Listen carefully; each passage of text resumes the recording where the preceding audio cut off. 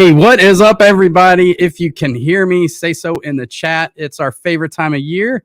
It is Bourbon of the Year selection show. I'm super excited for tonight. I will tell you guys, I'm limping in here because I have COVID. So it was rough. I thought we were going to have to cancel and reschedule this, but I'm feeling good. I had a control bourbon. I can taste everything really good. So couple things I want to do first is just tell you guys about our criteria for our Bourbon of the Year, because we're a little bit different than some of the other channels. So, all right, everybody can hear us. Sweet. So the way we do it here on the Whiskey Tornado is, I'm rating bourbons throughout the year, giving them a score. Now, sometimes I can score a bourbon and then go back to the bottle and it can get worse or it can get better. So just because it's in my top 5 highest scores of the year may not mean that it's in this lineup tonight. And there can also be late entries, some entries that, I tasted and didn't get a chance to shoot a video review. So the criteria are, if I determine it's in my top 5, I had to have found the bottle on the shelf and I had to have bought it close to MSRP. Because, I've never really seen the point of putting George T. Stagg or William LaRue Weller or Parker's Heritage this year as the best bourbon of the year. We all know they're good. They're limited. They're hard to find. If you guys see them and you get them close to MSRP, always buy them. They're going to be fantastic. I want to tell you guys what is the best bourbon that I actually found on the shelf and was able to buy close to MSRP. Now, in some areas, these may be allocated. In some, they might not be. So we'll see how it goes. What else? I think that's about it for the criteria. This year's lowest proof is everything's over, we'll say 106 proof this year. Cheapest bottle in this lineup is $52. And the most expensive bourbon in the lineup is $130. So that's the range we're looking at. The other thing I do is once I determine those top 5, we send those to our top 5 Patreon members. They score those. They send me their scores. We're going to do it live here on the selection show today.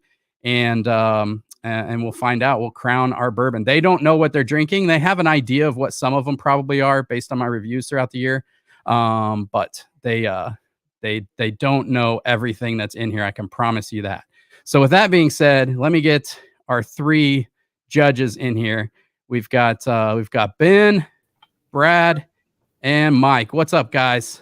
Hey, what's going on? How's it going? Hey. How you guys doing?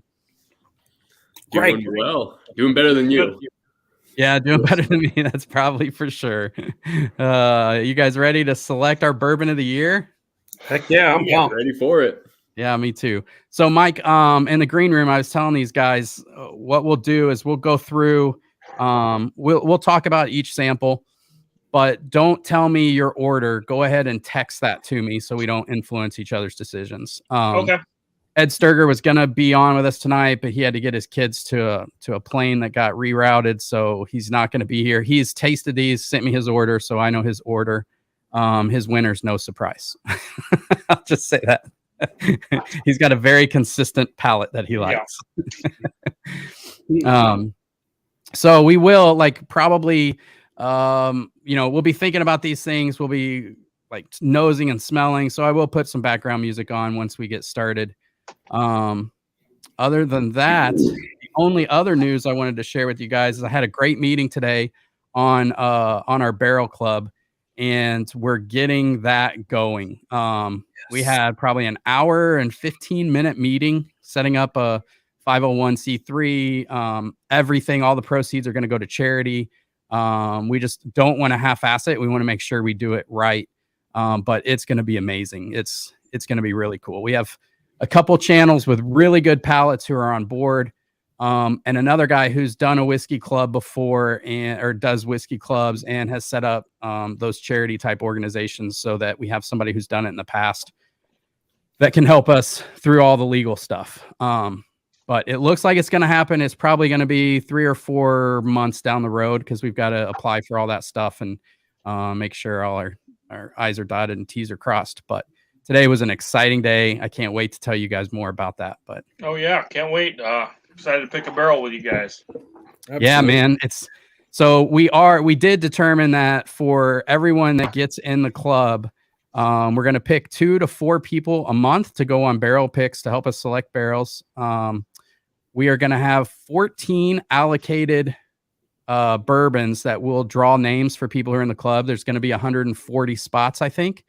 So everyone by the end of the year will have their name drawn for an allocated bottle, and you'll get to buy that at MSRP. Oh, wow. So Nice. that's going to be huge. And then every month your fee goes towards the bottle. So you don't have to pay to get in the club and then pay for your bottle on top of it. You're just paying your fee every month, and that includes your bottle, shipping, and then almost everyone will get to go on a pick at some point throughout the year, and everybody will get an allocated bottle, and then everything goes back to charity. So we're going to split it between cancer, mental health, and military veterans. So we've got 3 great charities that all of it's going to go back to. I'm so pumped for it. It's going to be exciting. Yeah. Yeah, I'll probably really get a lot from a lot of give back from that mental health one for me personally. Mm-hmm. Yeah, you need it. Yeah, it's gonna be a fun. It's gonna be a fun. Going on barrel picks is something not a lot of people get to experience. So it's gonna be really cool.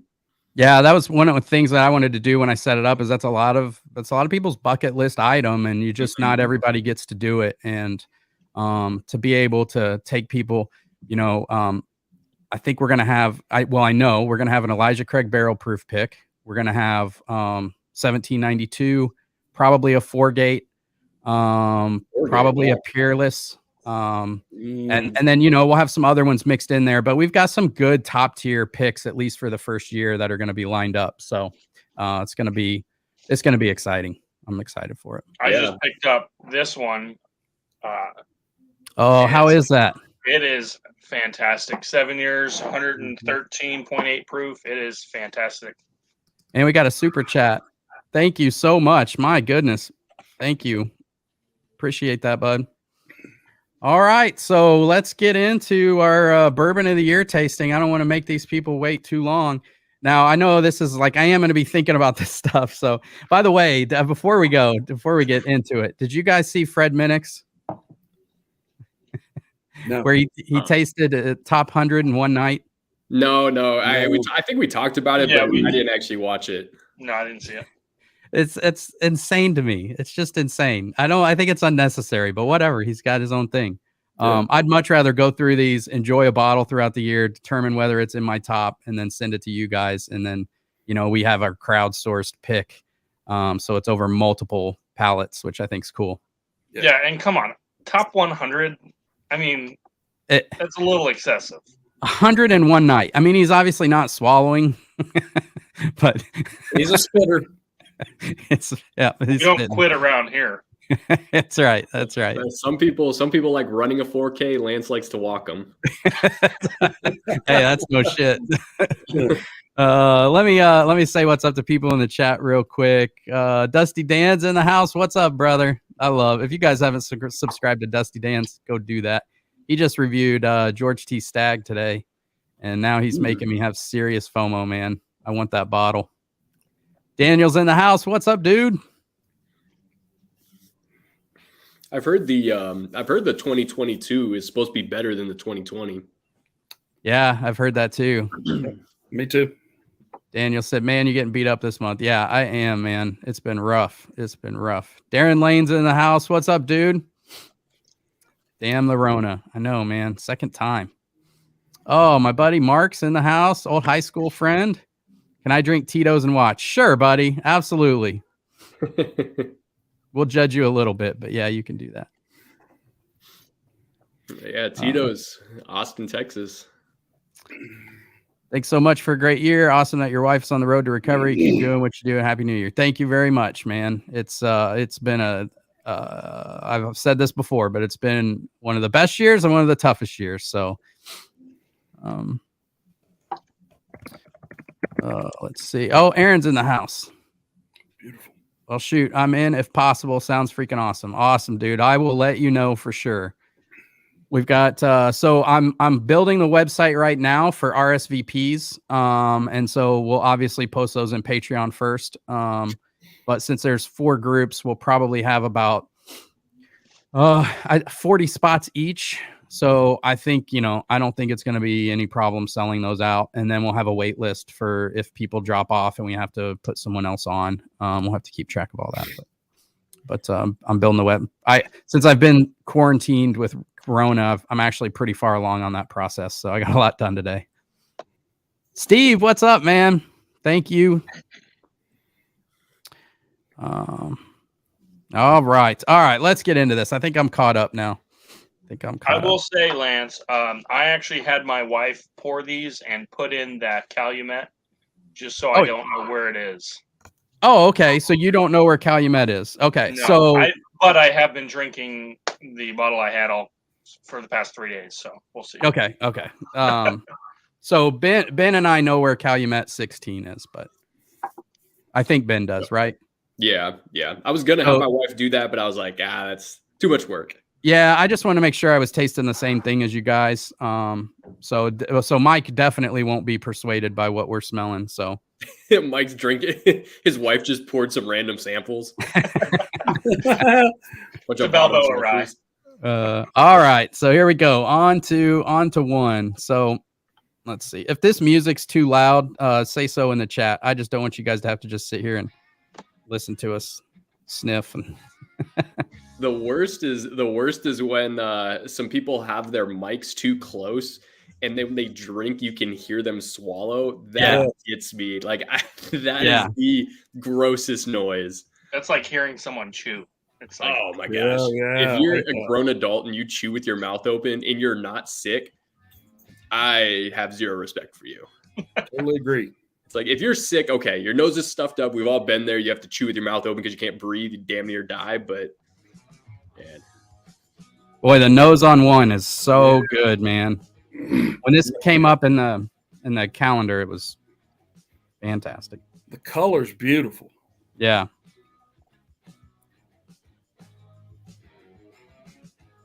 So I'm still partially recovering. Like, I don't know. I had some sinus thing going on. So a lot of these, when I went and nosed them all, I'm getting like a real strong, like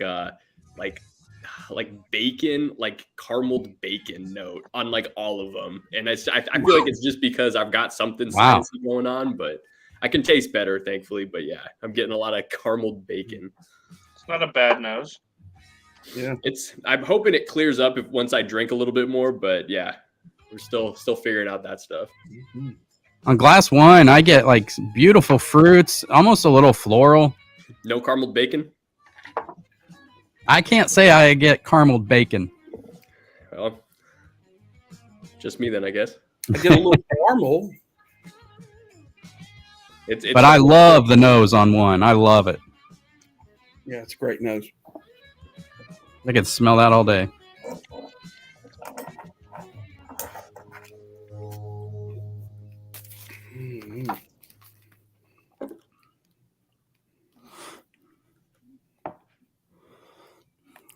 Good amount of oak spice on one. Yep. Really well balanced.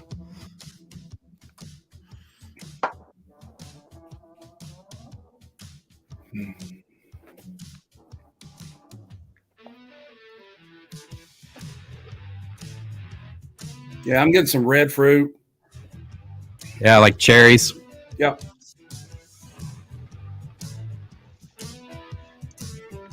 Definitely getting some oak. Delay on the finish. What'd you say, Mike? You get a little delay on the finish, and it's nice. Creeps up. But you're drinking something different, right? Maybe, possibly. He's drinking them out of the sample bottles. It's got some proof to it. Man, that's so good. I freaking love that. I love all these. I mean, what am I? We're obviously, guys, we're splitting hairs here. Like, I mean, you're talking 5% differences, and we're just trying to, if we say, this one's a little bitter, it's probably not bitter. It's just more bitter than 5 other great bourbons, The other thing that's tough too is whenever you have something lower proof, it doesn't stand as much of a chance because it's just like even if something is worse, if it's higher proof, it's usually gonna feel stronger. And Well, we saw that last week with the CYPB. yeah. Yeah, the unfortunate bottle still cracks me up. Yeah. That was unfortunate. I went back to it the next day and had it as my first pour, and it definitely fared better, but still, it just wasn't as good as like I remember. I think Lance had like the 2020 release of it that we had, and that was actually really good. Yeah. But You guys in the chat, what's your favorite bourbon of the year? I will tell you guys, my favorite bourbon of the year, if you're talking allocated and everything, was Parker's Heritage. The bottle was unbelievable. Yeah. And we're going to drink that later tonight. You guys got your samples, right? Yes, sir. Yeah. All right. I saw that all over. I had to drive home. My flight was canceled, and I saw that all over the place, but it was $800. Golly. Crazy. So one, I love the balance. I love there's fruit, there's oak, there's spice. It's really nice. The finish is really nice. I love it all. Yeah, I get a little tobacco on that finish. Mm-hmm. Yeah. Yeah. I get like Definitely a cherry custom age. bubblegum Cherry bubblegum. on the palate. Yeah, that's a good bourbon. Yes, it is. Well, good way to start the night. Yeah, not bad, huh? No, sir. Narav asked me, Parker's over Heaven Hill 17. I think so, Narav. I mean, obviously, I don't have a Heaven Hill 17, but from what I remember, I think I would pick Parker's over Heaven Hill 17. I did just see It's Bourbon Night release their top 10. I think Heaven Hill 17 was in their top 5, but they picked Parker's as their number 1 overall. Man, I can't wait to try this. Oh my God, so good. So good. All right, Paul said, let's see. Oops, Paul. My favorite this year was Foregate Kelvin 4. Yeah, I had Foregate Batch 19. It was one of my favorites, and I wanted to put it in my top 5 so bad, but I just couldn't put finished stuff in here, so it didn't make it.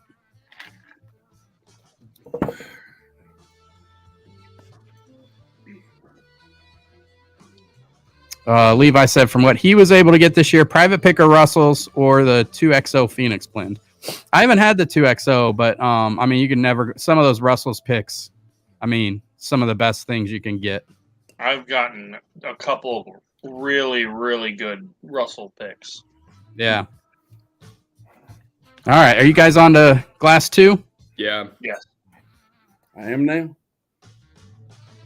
Ooh, Like brown like sugar. a little bit of like some bitter oak a little bit to me.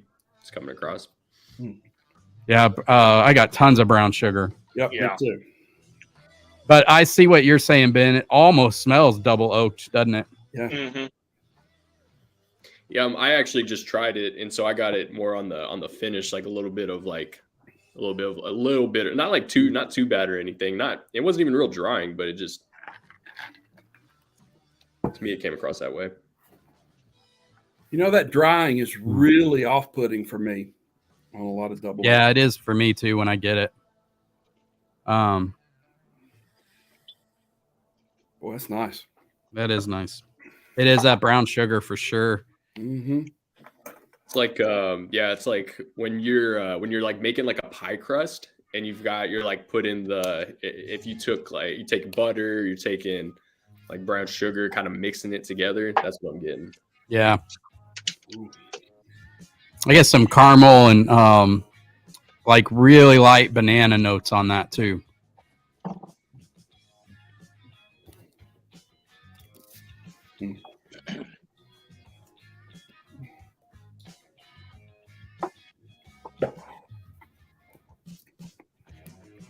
It's got some spice on it, man. Yes, it does. Yeah, I kind of Nice get molasses finish. cookies. Yeah, molasses. That's a good note too on that. Definite molasses. It's got like an interesting fruit note. Like I don't know what that is. Like it's almost like almost like a, I don't even know if it's like a cantaloupe or something. Like on the finish that I get, it's like a weird fruit note that's not like a strawberry. It's not an apple. It's like something. It's not banana. You're not, because I'm tasting banana on it. To me, it's That's like coming across more melony and not banana. Okay, I could see that. I see that. Cantaloupe was a good one. Yeah. It's weird how sometimes I see it a lot with like certain fruit notes, like especially like Buffalo Trace. Like sometimes some people get kind of like a real cherry or sometimes strawberry, and to me, I'll get like really strong grape. But then if I start thinking about cherry, then it starts to come across a little bit more. So it is interesting how sometimes your brain just associates different stuff like that. Yeah. It's got a great finish to it. Really long finish for me. Fiddler Georgia Heartwood is really good. I've never even heard of that. You guys heard of that? I know Fiddler, but yeah, I've heard of Fiddler. I don't know about that one specifically. Daniel flexing. He'll do a side by side. Yeah, let us know how the Heaven Hill 17 next to Parker's is, Daniel. Yeah, I kind of get a little. It's a banana Foster, banana brown sugar. Yep. Kyle says Old Elk double wheat for the win. I really liked that bottle when I reviewed it. We had it blind in the advent calendar, and it didn't stack up for me as much blind. So that's what I love. That's one of the great things about that advent calendar, man. Putting shit in front of you blind, and you're not able to. You just got to throw out everything. I saw those all over Missouri also. Yeah, I still think it's a great bourbon. Don't get me wrong. Yeah. But for what I had this year, not in Bourbon of the Year running. I guess it's not really a bourbon anyway, but close enough. Yeah. Peter B. One from last year, Russell's 13 and Jack Coy Hill single barrel. Yeah, man, both of those. Russell's 13, not even in Fred Minnick's top 100. I can tell that number 3 was Ed's pick, one of Ed's picks.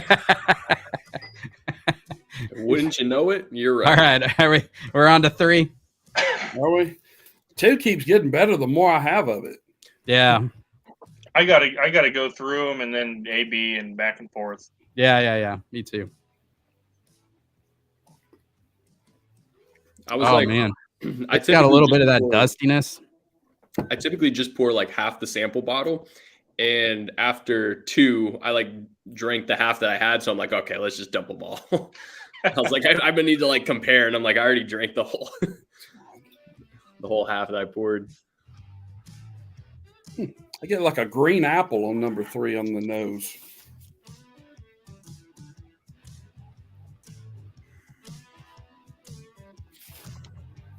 Yeah. It's like God, the texture on 3 is so nice to me, man. It's just creamy, velvety, but also dances all over your tongue, man. It's got some spice and proof to it too. Reminds me of is it a Payday that has caramel and peanuts? Yeah, yeah. Yeah. You had a Pop Rocks Payday. Yeah. That is creamy. Yeah, the texture is what I think stands out on that. I agree. It doesn't seem quite as complex as the first 2. Right. Doesn't seem to have quite as much proof either, or maybe it's because it's the 3rd one I've had.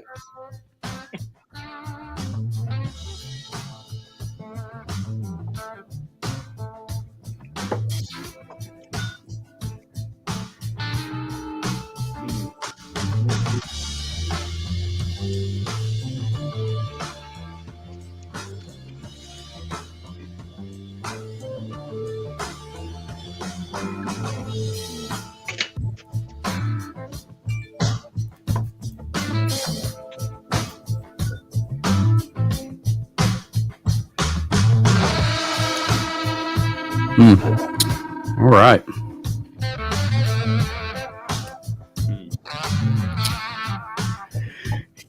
You guys need more time with 3?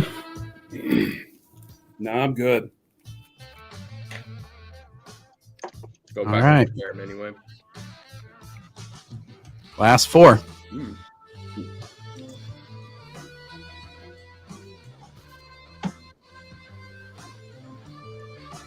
This one, I could be wrong, but this one seems like it's the darkest out of them. It is dark, isn't it? Yeah. Sometimes it's tough to know if it's just the way you're viewing it or if it's actually.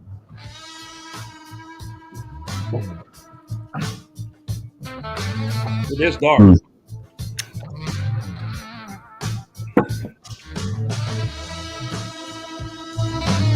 It's kind of unfair because everything always tastes a little better when I come out of this.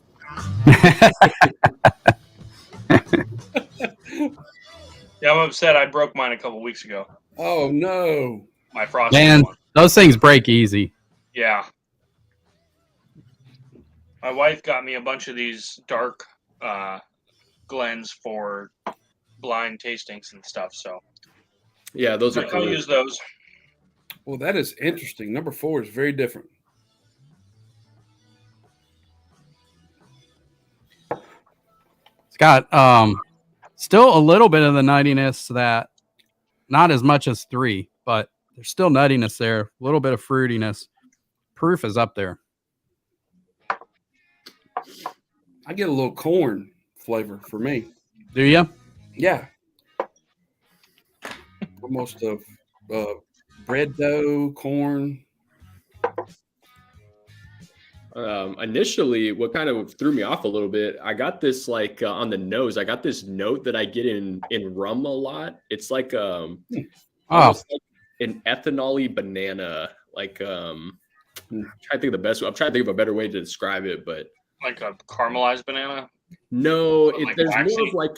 more of like a. I guess ethanol is the best word. It's like kind of that astringent, like Like a I know what real you're ripe, talking about. I can't. like an overly ripe banana, kind of. yeah, the overly ripe would be a good one. It's like if you took, yeah, I'm trying to think of the best way. It's like if you had banana flavored gasoline or banana scented gasoline, like that flavored scented. This year's winner, banana flavored gasoline. I mean, some people would call whiskey that. Man, that 4 gets a lot better to me after I've had a couple sips of it. Coming off 3, at first I wasn't sure, but the more I sip it, the more like creamy and caramely and sweet it gets.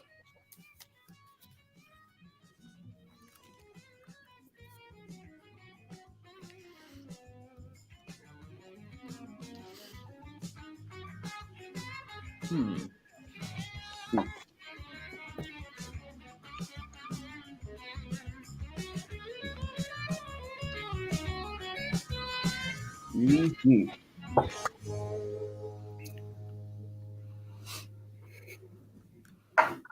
Yeah, it is. It's definitely got some banana in there for me too. See, and I hate to say it, but because I'm such a Old Forester Woodford fan, but it's not my favorite. You think that's Old Forester? Well, or I don't. Woodford, honestly, I mean? I don't remember what's even in this, but I think Woodford Batch Proof was in there, right? Maybe. Maybe, yeah. So, my thing is I hate to put it down, but if that's it, then it's not my favorite out of so far. Dude, it Yeah. could just be that we're talking about banana, but I just went over to 5, and 5 is like Banana bomb. Yeah, 5 feels like it's a real heavy. Oh my gosh. Whatever banana I was smelling in 4 was, it must have been coming over from glass 5. No, I get it. I get that. Yeah. Oh, that's crazy. Lance, I'm with you. The more I drink of that number 4, the more I like it. Yeah. Well, we'll take a break after we do 5, and then we'll start at 5 and go backwards, and then we can A/B them and see. 5 is like I love banana pudding. Like banana pudding, like vanilla wafers, like whipped cream on top. Like that's, oh man, I'm getting 5 is delicious. Yeah. This is good.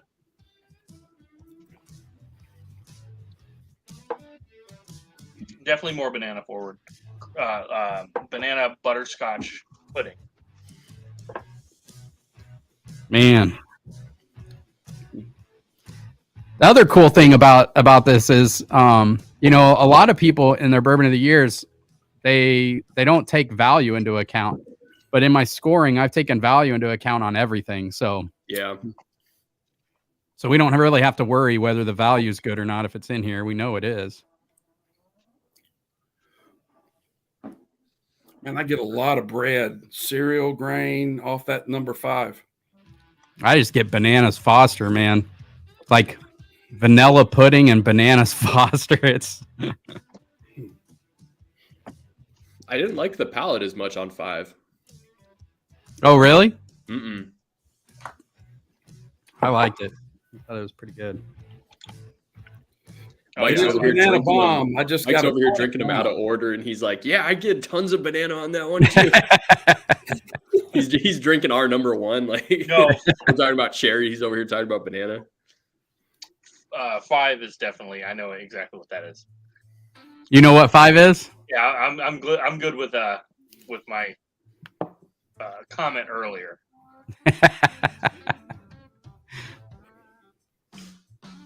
Yeah. All right, I'm going to cleanse my palate and then go back to reverse order. Yeah. All right, let's see what we got in chat here. Oh. So, all right. Send me a bottle of Fiddler, Georgia. Fred reviewed it, liked it, bought it, tried it, really good. Yeah, man. Or just send me a sample. You don't have to send me a bottle. Shoot me a sample. That'd be great. Just email me at thewhiskeytornado@gmail.com. Lance is afraid he's gonna hate it. Yeah, don't send me me a bottle. sample. I don't want to. Not like Ben sent me the first bottle of the channel and I hated it. Hey, you said you shit on that thing so much, and then you went back to it the last time I was there, and you're like, "That's actually not that bad." What was it? It was a Texas whiskey. That makes sense. It was a Treaty Oak. They're a little bit smaller out of the Austin ones because you've got like Still Austin, Garrison Brothers. Balcones isn't in Austin, but still Texas. But yeah, Treaty Oak's a little bit smaller, and they had a Story Times in the house. What's up, buddy? Happy New Year. Yeah, it was Treaty Oak. Yep. Yeah, I've had them. It did get better when we tried it in a couple live streams ago. Yeah, it was a pick they did. It was like 125 proof, like super dark. Getting some Texas love, Ben. Kirk Shadows giving you some Texas love. Hell yeah. I just wonder how bad Lance had to be all year for Santa to give him COVID for Christmas. This fucking year, man. It's a gift that keeps on giving. I know. All right, we ready to go back through the reverse order? Sure. Number 5.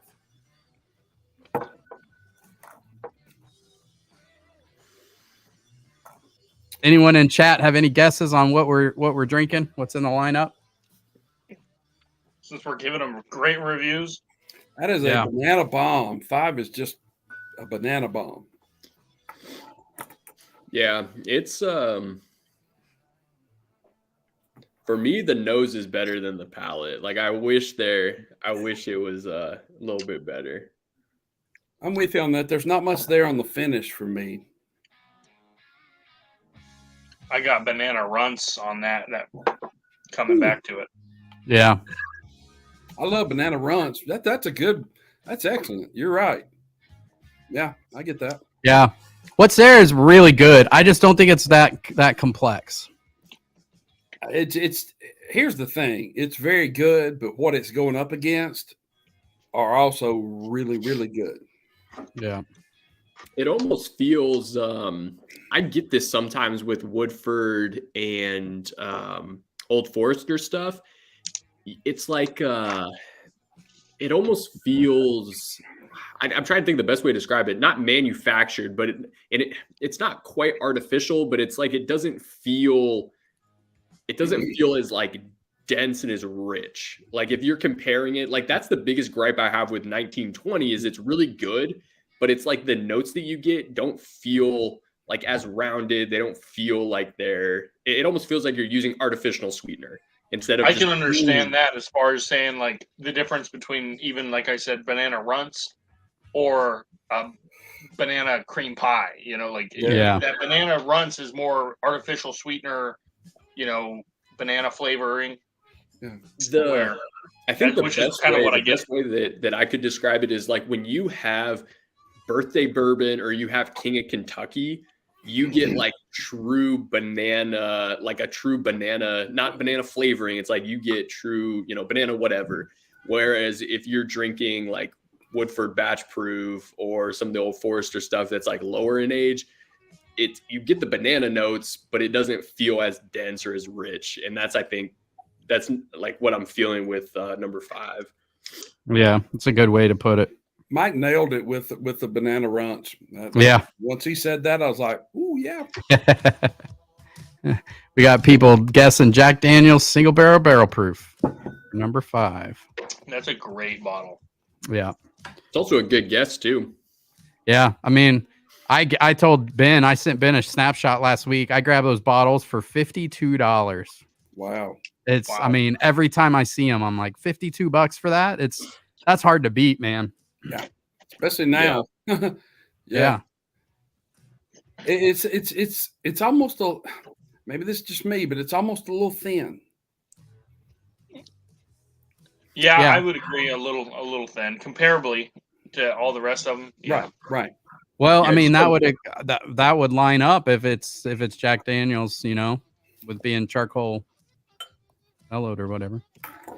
It's funny when he put Jack Daniel's barrel proof, I'm like, I could see that being Jack Daniel's barrel proof. Like it's in the brown. I definitely think it's in the Brown-Forman family somewhere. Oh, now go to 4 and holy cow, the brown sugar just is intense. It doesn't smell anything like it did the first time through. Holy crap. Yeah, that's sweet brown sugar, caramelized, like caramel, I guess you would say. Caramelized caramel. Caramelized caramel. That's way better on the way back through. Oh my gosh. That is good on the way back through. Well, now I'm confused because it wasn't up towards the top. Now it is. It tastes better too. Yeah. Well. And the finish. I'm really enjoying the finish on this one. Mm-hmm. Easy with those noises.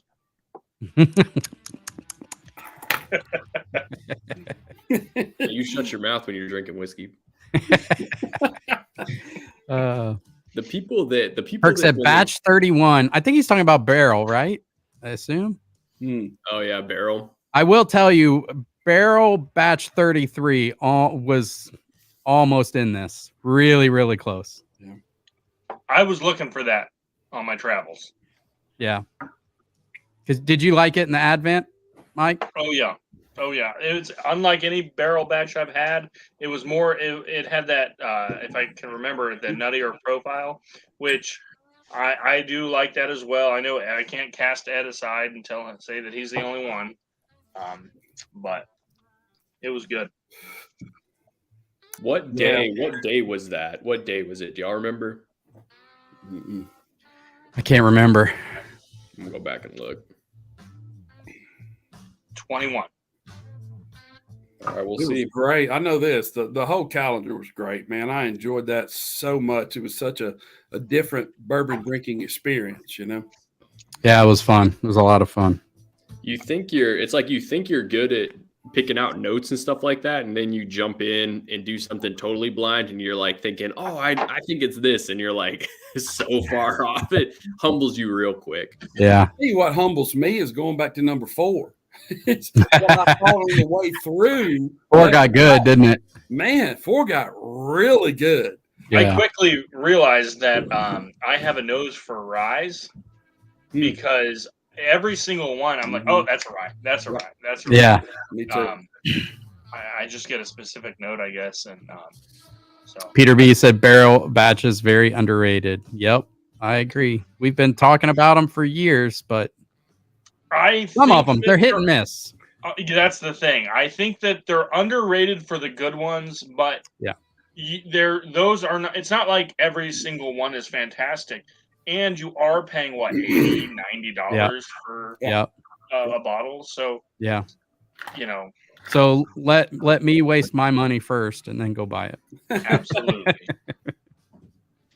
All right, I'm on to 3 now. Oh, 3 smells good too.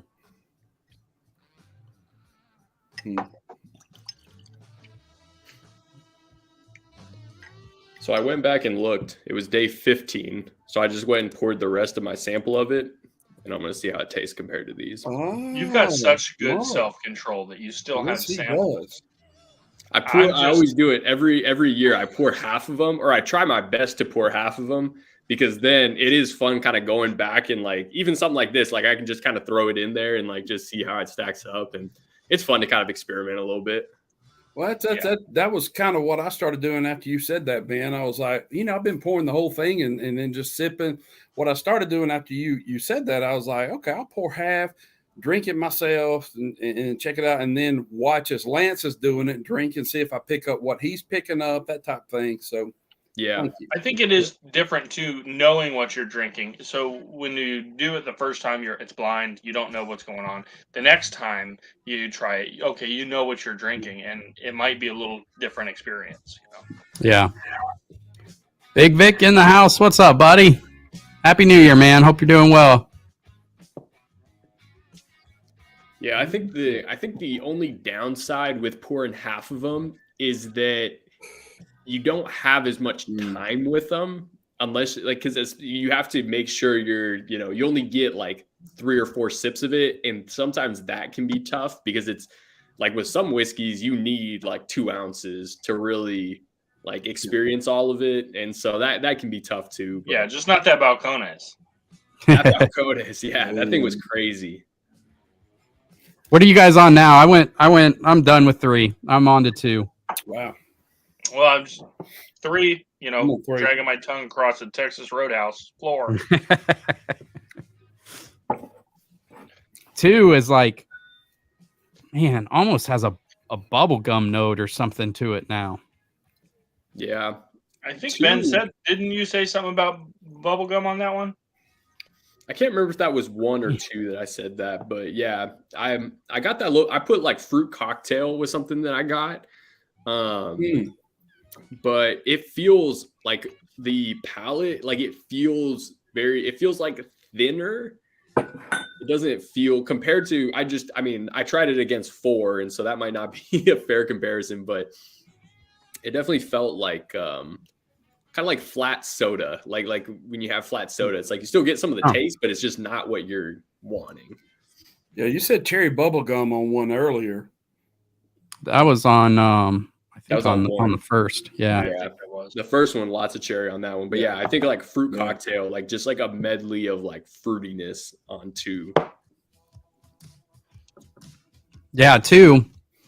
Man, it's getting better as I sip it. It's definitely a fruit cocktail is a good way to put it, because I'm getting cherries and I'm getting bananas, and I'm realizing I didn't think I liked bananas, but man, I'm getting a lot of banana in these 5 samples I sent you guys. Yeah. I'm getting a funk on that. I don't know if it's a weeded funk or if it's a something. It's honestly, not bad. I don't mean funk isn't bad. These are all really good. Yes, they are. There's not a bad bourbon in the group. I agree. I just had 3. 3 was better than I remember going through it the first time. Yeah. 3's the texture on 3 is what gets me, man. It's not complex, but man, the texture is good. Yeah. I think 4 was the most surprising coming back. Yeah, absolutely. I wasn't. You guys were like, "Oh, this is getting better as I drink it," and then I'm like, it's all right. And then I come back through it, and I'm like, "Okay, that is really good." But also, isn't your order different though? Shut the fuck up. Like, isn't your order different? Your wife mixed them up. His 4 is Jim Beam White Label. Mine should be the same because Lance left a number out. Man, Oh, okay. So you going back, Mm. I went to 1, and the nose was like blew me away. The nose is like better than anything that in this lineup, I think. Yeah, But then I tasted it, and Oh. it almost disappears because of the Yes. higher proof stuff that we've had.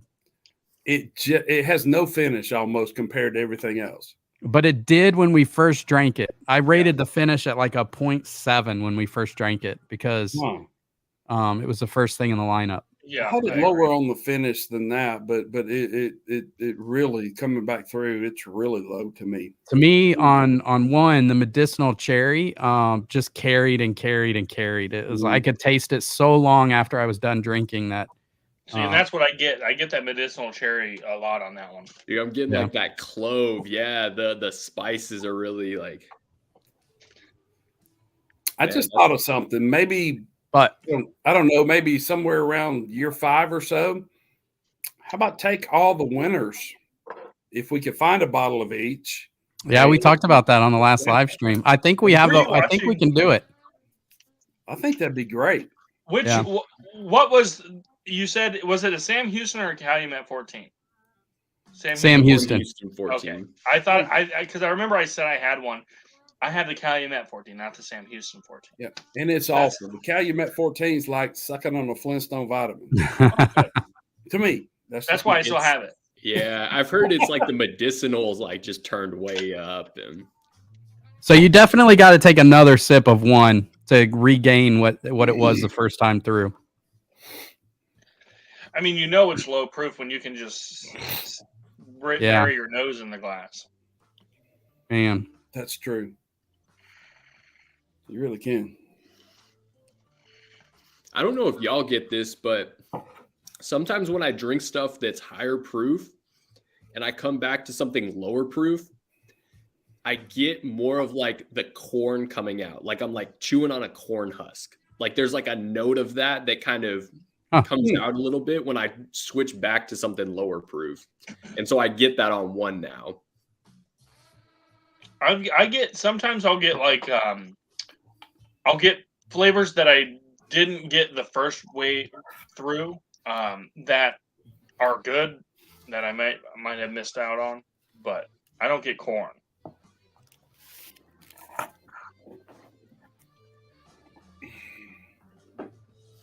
Okay, I think I've got my top 2.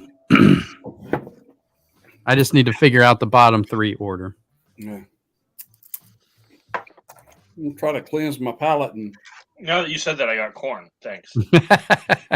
Thanks a lot, Ben. For whatever reason, it's like very apparent. Like it's whenever I switch back to something low proof, like when I remember, like if I'm drinking at night just by myself, I'll always start with lower proof and work my way up. Because if I ever jump back too far, I'll get that just like that corn husk note that's just super strong. And I don't know what it is, but.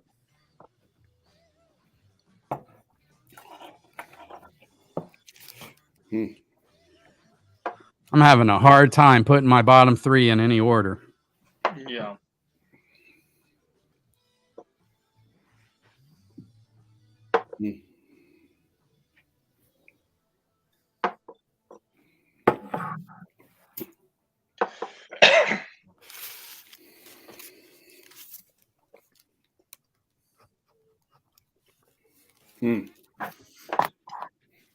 Well.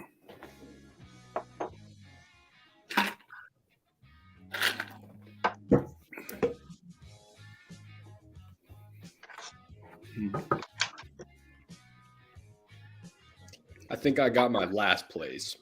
Yeah, me too.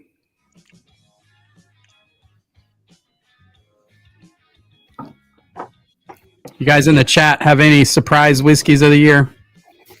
That's a good question. I'll tell you something I've had.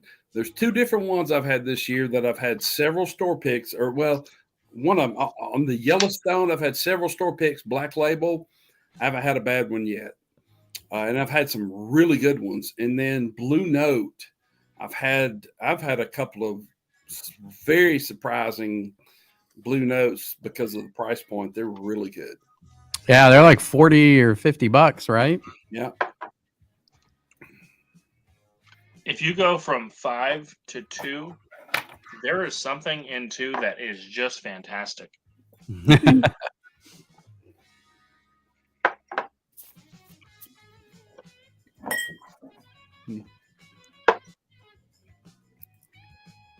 gonna try that right now.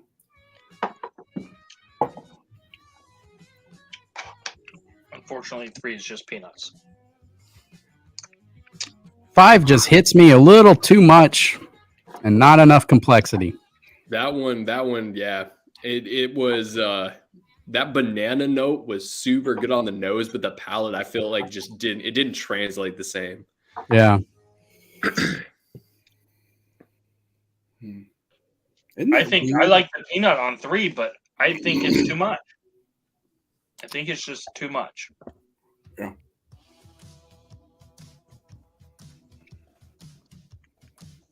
Yeah, coming back through, the finish on 3 was really nice too. Finish on 4 was really nice. Mm-hmm.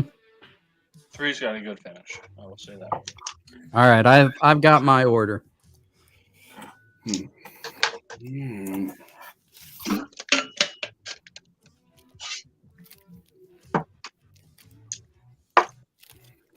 All right, I'm about to do mine too. I'm gonna take one last for my number 1. I'm about to whittle them down here.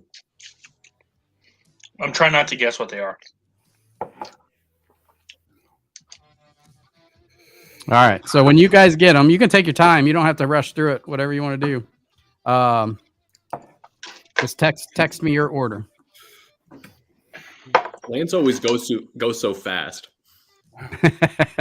He always goes fast.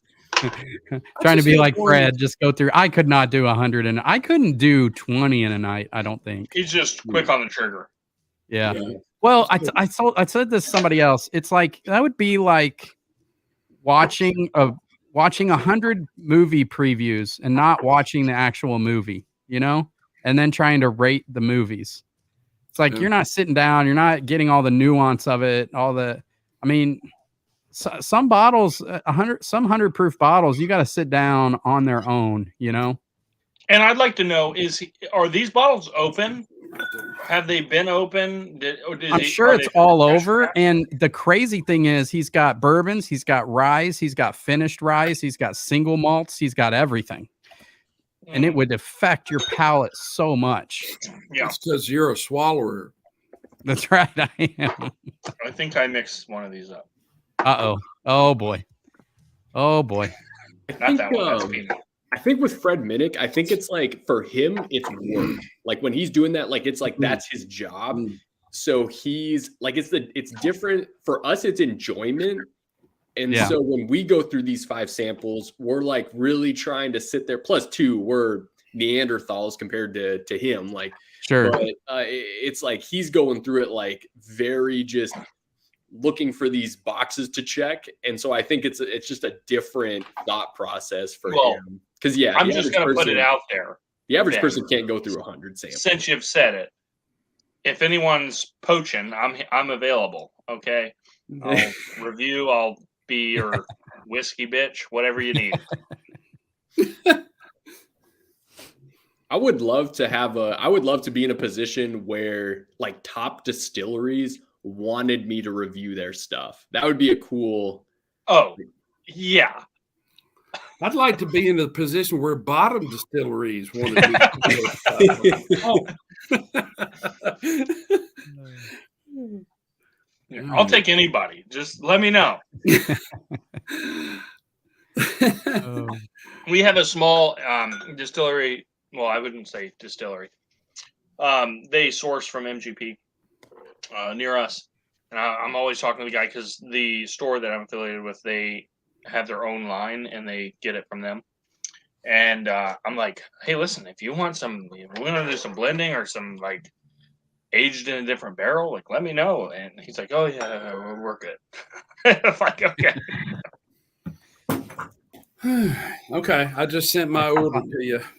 Oh, Love am I the supposed to send Larceny it? C922. That might be in this.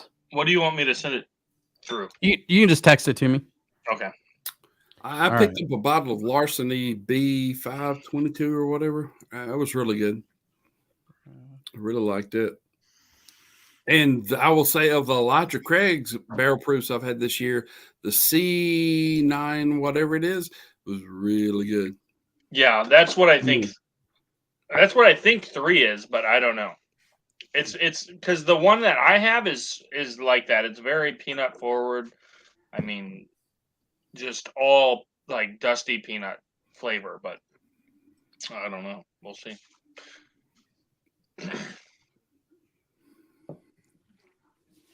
Number 5, I think is the. I don't know. That's really banana. I think it's the Woodford Batch Proof, the 118. It would make sense. I am just. There's not much from Woodford that I care for. I have heard from a friend of mine that has a similar palate that the double oak that you can buy there is phenomenal, but I've never had. Yeah, I would love to try that. Yeah, me too. It Double- wasn't there last time I was there, so Their double oak is. That's why I've got half a bottle over here, kind of like you said earlier, Mike. I've got half a bottle because I've tried it several times, going maybe I'll like it this time, but I don't. see, and that's funny because the double oaked is the one that I cut my teeth on. I mean, that's really what I started with. It. A lot of people say, "Oh, I started with Buffalo Trace and all that," and my thing was the double oaked. I mean, that was my favorite. Mike, did you send me worst to best or best to worst? Yes. Best to worst. Okay, so the first one is your favorite. 4 is my favorite, Okay, gotcha. which is very confusing since I didn't like that in the beginning. Yeah, coming back through is a whole different ball game. Or it was for me. Yeah, that's why you got to do it. Yeah.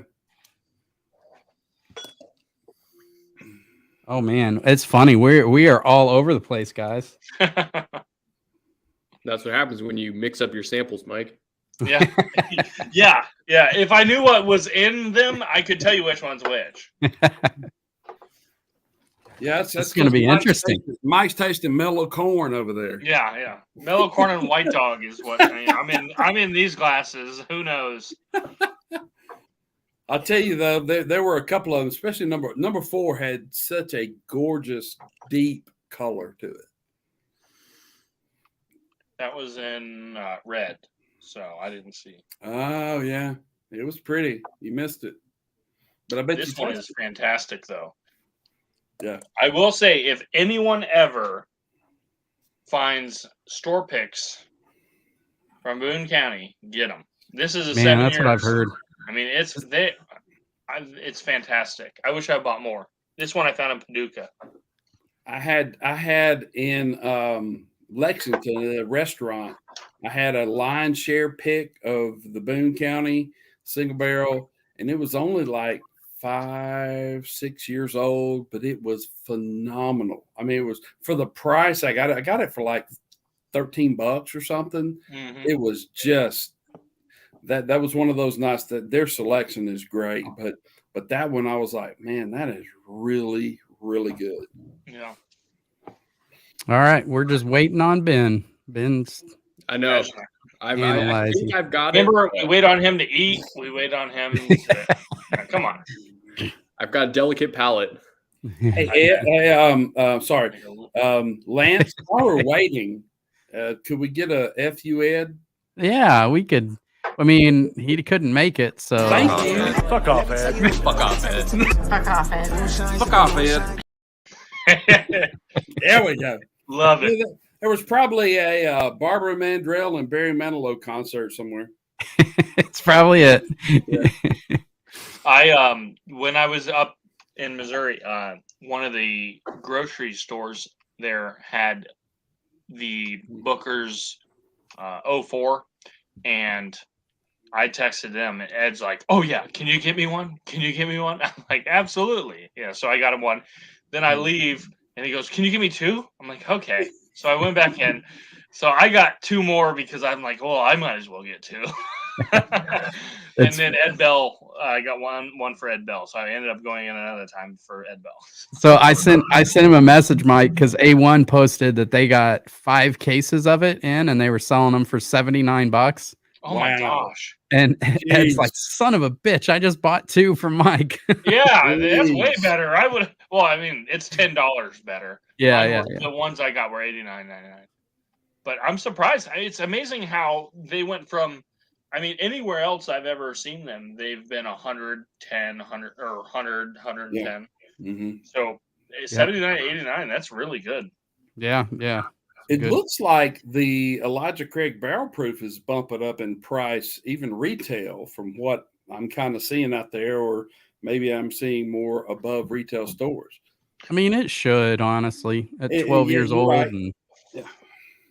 I mean, the C922, I bought 2 of them, one for a buddy and one for me.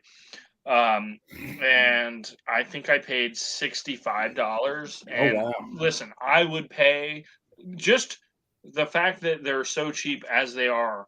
Yeah.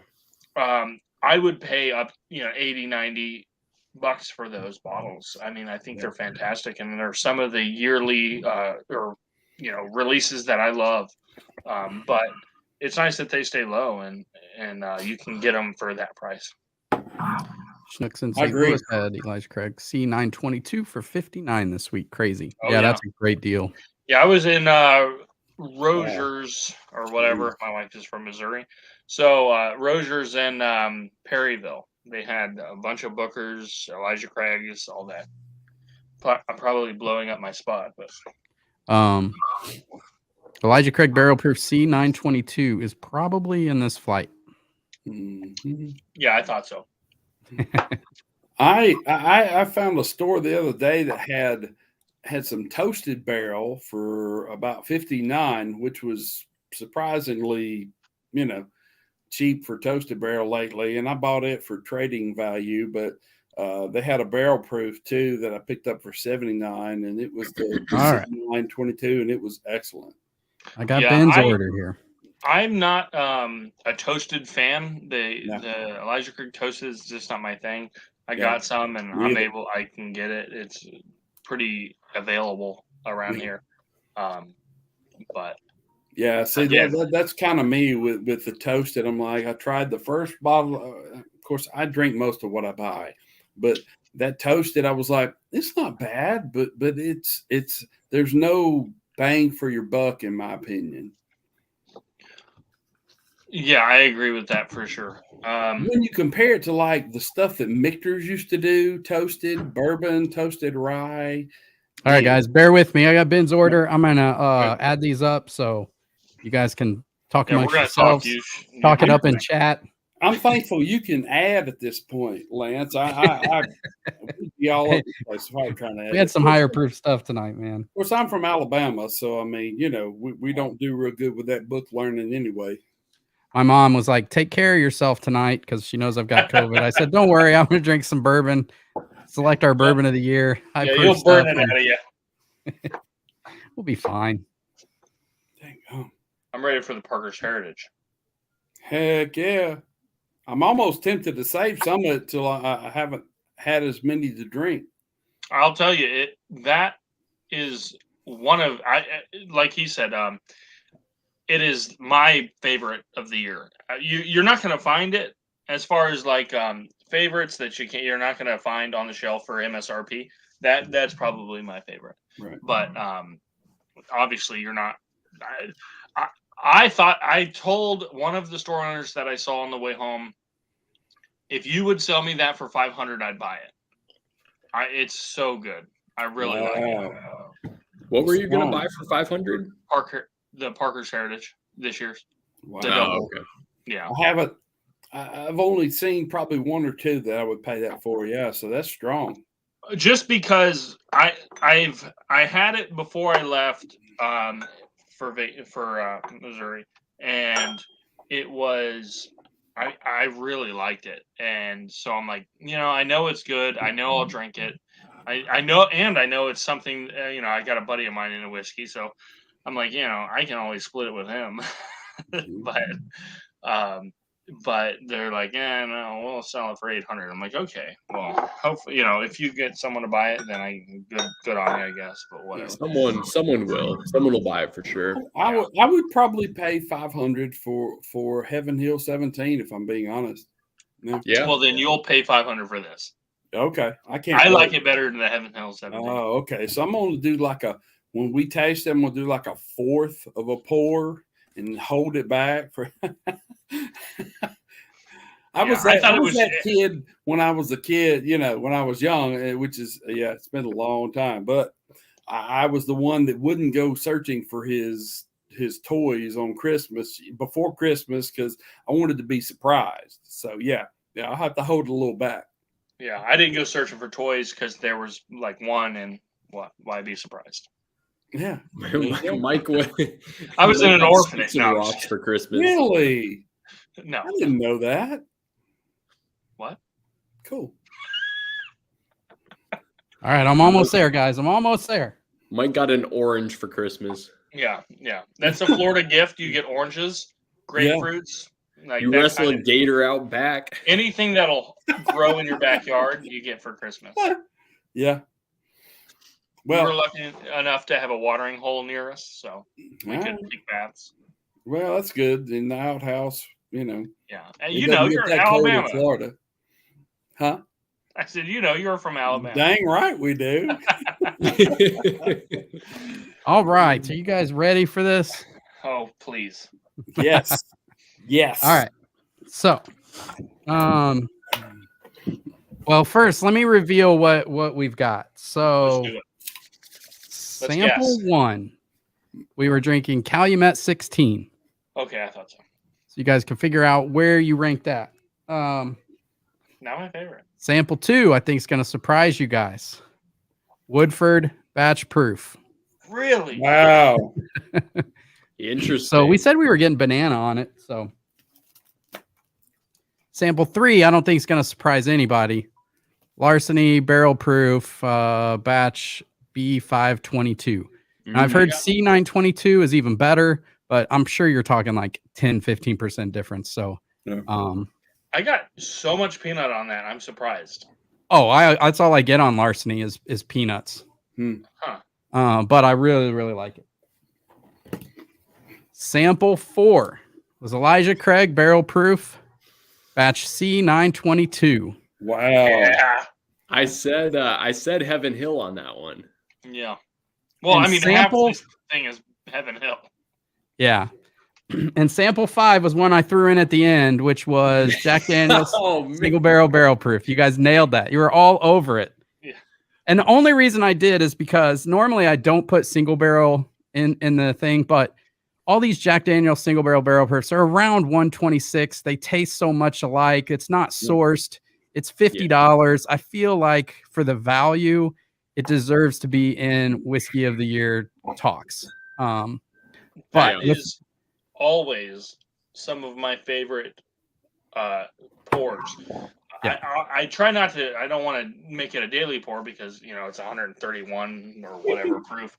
But it is always something that I go to. I love that one. Yeah, I mean, for the value, you cannot beat it.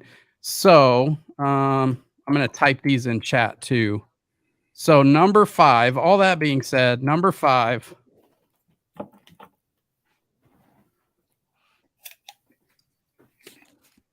Coming in at number 5 in top bourbons of 2022.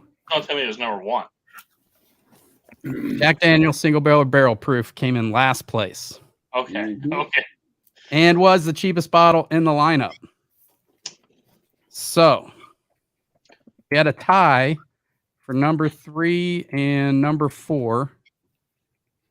That was between. I feel bad for my guess. I rated Calumet 16 last. The nose was the one that like brought that one up for me a little bit, but yeah, it didn't do as well. Yeah. Tied for third and fourth place. Larceny B522, and Woodford batch proof. Really? Huh. Tied. So we all had those kind of low. I think Ben had Larceny as his second place. And Ed had Larceny as his first place. So No 3 and surprise 4 are there. Ed tied? loves peanuts. Ed put that first. So 3 and 4 are tied. Yep. Okay. So number 2.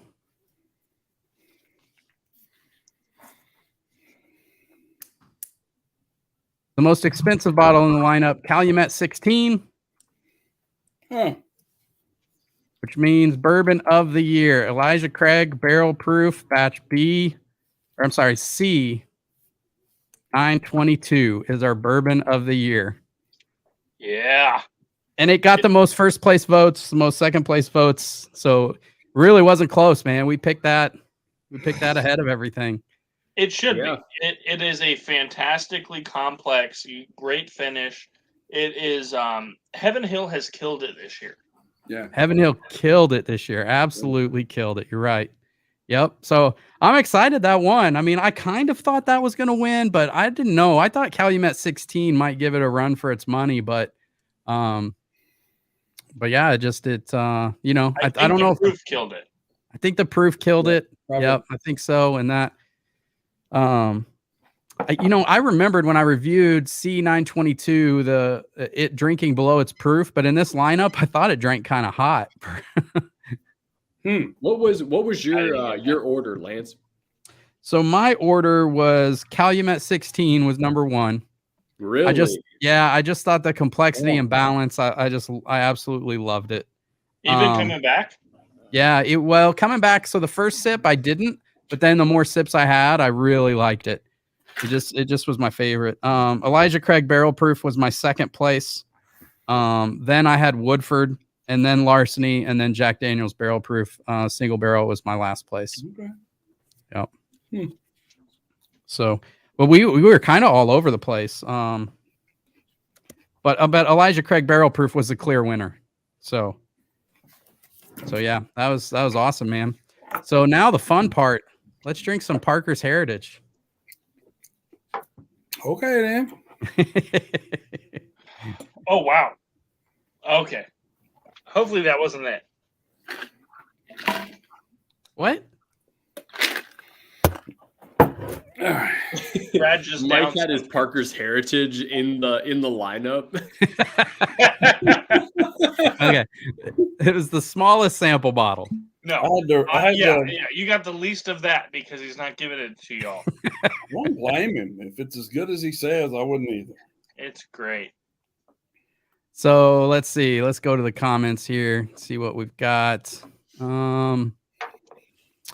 Terry asked, "What's the proof on the Jack Daniels?" So the proof on this one is 126.6. That's pretty low. I mean, Yeah, I had a 132, but most of the ones I'm seeing this year on the shelf were around that 126. So I wanted to just grab one that was, most likely you were to find on the shelf. Yeah, around here, a lot of the ones we see are 131, 130, that range, 129, whatever. Yeah, but it's such a great bottle. That C922. Wow, ECBP 922 got number 1. Yep. Calumet 16 won your advent calendar as well. Right, that's right, Terry. It did. It was my favorite in the advent calendar. And that's a bottle I can find on the shelf still. That is a great bottle that you can find on the shelf that a lot of people, it's almost like the Remus was last year, as far as no one's really buying all of them out, but yet you can still find them. Yeah, they're a little higher on the price range, but you can find them, and I've got 2 or 3 bottles of them just so in the future you can have a great bottle and they're not, yeah, it's not gone. Yeah, I see them all the time.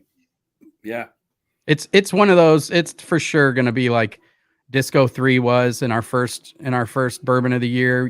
Disco 3 we could find, Remus 3 and 4 we could find, and those were in our bourbon of the year running, and you could find them all day long. And now you wish you had a case of them. I think that Calumet 16 is going to be the same way. I think the Elijah Craig barrel proof, it's in a lot of people's top running, and it's good. But I love doing it crowdsourced where we all get to pick and it kind of averages everything out, and I love that. Yeah, I do too. I would love to compare that C9 C922 against the 2020 batches. I liked it better. Really? I compared it to A120, which I love, and side by side it felt richer. We'll have to do that because I still have some from all of them. I was gonna say I've got some all of the 21s and most of the 22s. I'll send. We can do a live stream of that. I've got some 18s, 19s, 20s, 21s, 22s. So yeah, I don't have the B520, but I've got the A120 and the C920, and so I was interested to see how it compared against those. My problem is I don't keep those Elijah Craig barrel proofs long enough to have an extra one around. They just, they're so good. I drink them. Yeah, see, I'm the opposite. It's kind of out of my proof point to just sit down and enjoy a pour. I mean, I love it, but I stick around that 110 proof range most nights. Yeah. My wife likes Elijah Craig barrel proof. All right, you guys got your Parkers poured? Oh yeah, I've been drinking it. Yes, oh, you've already been drinking it? And I'm like, well, Happy New Year, guys! Cheers Happy to New Year. 2023. I'm excited for a fun year, man. Oh my God, that beats anything we had. I'm sorry. Yes, that's the bourbon of the year. If it were available, yes. Yeah, I decided I'm going to come to your area more often. Hey, anytime. I got a place for you, man. That is so good. Ben probably doesn't like it. He hates good whiskey. Man, I'm still tasting. I mean, that finish is still just, it's like it's still opening up. Yeah. Kirk, what's your best 110 grab? You mean 110 proof, I think, not $110, I assume.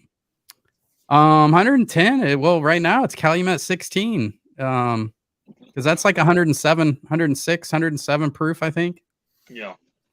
That's, I mean, this Parker's is 132.2, and it's got some kick to it, but I don't think it drinks 132. It doesn't. Not even close. No. Yeah. 112, 110. That's what it drinks. Yep. Man, and I picked up the BRTO 2. That is fantastic. Compared to the BRTO 1, it's way better. Elijah Craig A120 still my favorite, man. Yeah, it's A120 is fantastic, but I think the C922 stacks up to it, man. Was the C921 something that everyone was looking for the Elijah Craig? I don't think no, so. I'd see the C920. 921. Oh, 21. No, people got kind of turned off on the 21 batches because the A121 was such a letdown compared to the 2020, batches. I was wondering because I saw the C921. I've seen that a lot lately in random stores, for a retail or whatever. But I'm like, I don't think the 21s everyone was not as happy about. Yeah, Lance, I would hug your neck if I were there for this Parker sample. That is excellent. It's freaking good, isn't it? Yes, it is. I'd even risk getting COVID. I appreciate it. Well, I did pack those samples when I didn't know I was sick, but yeah. The whiskey kills the germs. So yeah. Hey, Ben's just happy he got his samples this time. Yeah. Right? Dusty said Disco series are around that range as well. Yeah, the 110 range. But they're, in my area now, they're like 170. It's crazy. I had a guy today tell me, I was in a store, and he's like, yeah, we got the Chateau de la Bade. And I'm like, yeah, it's 180. Yeah. It's not worth it. That was the craziest thing. So Lance and I, when I was there, Harvest Market told Lance, "Hey, we got the bottle of Chateau de la Baude, the batch 2, and we rang it up." And I was like, "Dang!"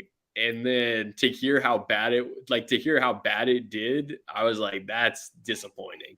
Yeah. The first batch was fantastic. Oh, one of the best ever. Yeah. It was not as good, and you're asking more money. It's not worth it. That's probably the best bourbon, or I guess the best whiskey that I've ever had is the batch 1 of Chateau de la Baude. Yeah, it's really good. Terry, yeah, man, if you see Calumet 16, I would buy it. Yep. If you're adverse to the medicinal cherry, it has a little bit of that. Not much. But not much. And the bottle really evolves like as you drink it down. It changes a lot. If you're the type of person to add more bitters in your old fashioned, you'll love the Calumet 16. It's like it's because like I love adding more bitters because I love the clove and like the allspice and and it has a ton medicinal leather. But if you're the person that's like add more orange or add more sugar, you're not going to be the one that likes that. Yeah. Calumet 16 is so, I mean, it is. And thankfully, I messaged Lance and said, "Hey, have you had the Calumet 16? Because I had the 14 and hated it. But he said, yeah, the 16 is worth getting. And I'm thankful I did. Yeah. Brad, you put it third, Brad. Yep. In your lineup. Yep. I did. Not first. No. It was up. There was some heavy competition today. You like the Woodford. You put Woodford first. I did. Yeah. Really? Yeah. It's surprising because I'm not a Woodford guy. Yeah, it's a good bottle, though.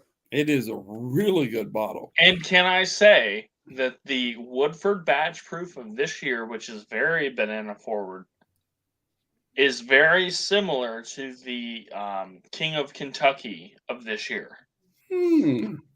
Yeah, it's the same DNA. It feels like even the birthday bourbon, like it's got the same DNA for sure.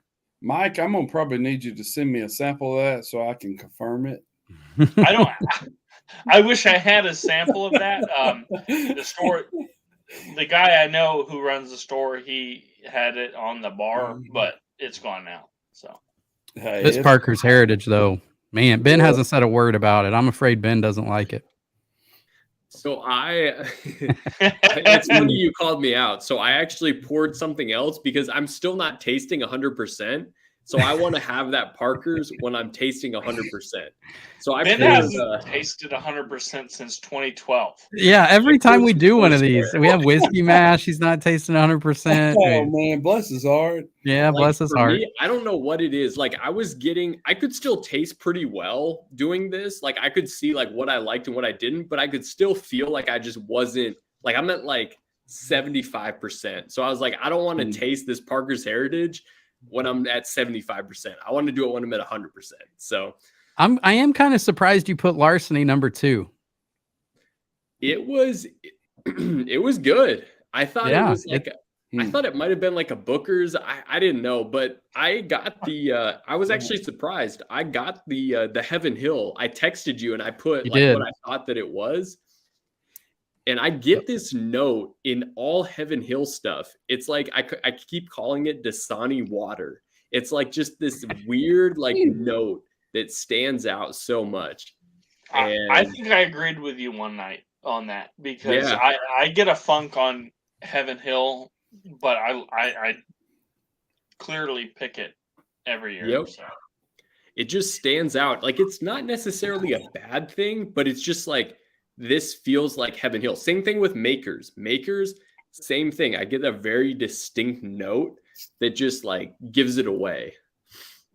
Can you know, here's the thing I think about the more I taste over the years, I think just imagine probably 2 or 3 barrels out of all the distilleries that some of those master distillers has pulled out and said, we're not selling this, bottle that, and that's mine. Can you imagine how good that stuff is? Well, I just think like trying to distinguish between 5 samples. It's not like we're rookies at drinking whiskey. We drink a lot of whiskey, and And then thinking of somebody doing like Matt, I know Matt Porter on ADHD tried to do 40 and he got nauseous and had to stop. And Fred Minnick did 100. Craziness. I can't wait to talk to Dusty Dan because I was talking to him on the phone earlier today and he was gonna taste, I think, through 20. So Jeez. I don't think he's ever done that before. So I might have had 25 pours at Whiskey Mash. I mean, it was Yeah. a lot. But You had more than 25 pours.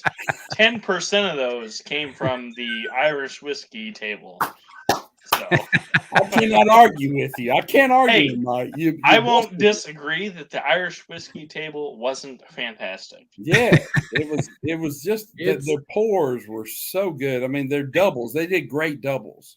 It's so They had funny, doubles like for sure. whiskey mash was so crazy because you had like the they had Redbreast, what was it, 21? Yes. Was it 18? But it was like a super super good pour, and it was like no one was going to it because there were so many other things, and it's just there was so much good whiskey there. It's crazy. And well, I mean, you look at Whiskey Mash, the Heaven Hill table was just packed the whole night. Mm-hmm. Yeah. It's no surprise that Heaven Hill is like our top bourbon. Yep. I agree. I think they're coming out strong. They're doing great things as far as they're picking barrels that are older, more whatever they're doing. But I will say that some people are missing out if they're not going to tables that also have stuff that is Irish, and stuff like that. I mean, there are some great bottles. I one of my favorite bottles out of that whole whiskey mash was the French Oak, which no one wanted to try. I don't know if it's because it was a Buffalo Trace product, but French Oak. What is it? Old Charter. Yeah, the Old Charter French Oak. Yeah, it was so good, but I the others were just as good. That's the crazy thing is you've got like there was so much good whiskey you can't taste it all, and there was like half a bottle of the birthday bourbon still left, and it's like there was so much good stuff. Peter B said Woodford does almost nothing outside their 90.4 proof range. Their batch proof's a whole different level. I would agree, except for the double oaked. Woodford double oaked is a staple, man. It's a damn good bourbon that you can always find that I'll drink anytime. The one thing I would say about Woodford double oaked is that I wish when they did their barrel picks, they would allow a higher proof double oaked pick. Yeah, that'd be amazing. It would be fantastic. Yeah, because I mean, even at 90.4 though, man, I've had some freaking great store picks of that. I agree. That's my favorite daily drinker is the double oak Woodfords, and I think that they are like that they kind of subscribe to the idea that we know what's best for you. Kind of like Old Forester. When they came out with the Old Forester barrel strength single barrels, a lot of those were bad at barrel strength. Yeah. And so it's kind of like, I mean, they probably know what's best for us. And so they don't want to release higher proof stuff because it's not good. It could be. Yeah, it's a good point. I had a barrel proof, I want to say it was either apple or apricot finish from Woodford when at our first meetup, and it was so good. But apparently it was a barrel left over, and they didn't release it out. But it was so good. All right, what's your guys' I don't know if you've had many. What's your craft distillery of the year? Boone. Man, it should be because they're phenomenal. Yeah. Hard to beat. I like Peerless. If you call that a craft distillery, I like Peerless. And I know this. Whoever makes the Blue Notes, really good. But there's all sourced, right? I think so. Have you had the juke joint stuff? Mhm. Yes, the juke Is that- joint is really good. See, Yeah, it's good stuff. So that stuff I've always seen, it's fantastic. Yes, for the I price still got to point- give it to Starlight. Hmm. I mean, they're producing so much. All their finished ryes are unbelievable. I think Starlight is like I don't know if it's true or not, but it's like the largest sourced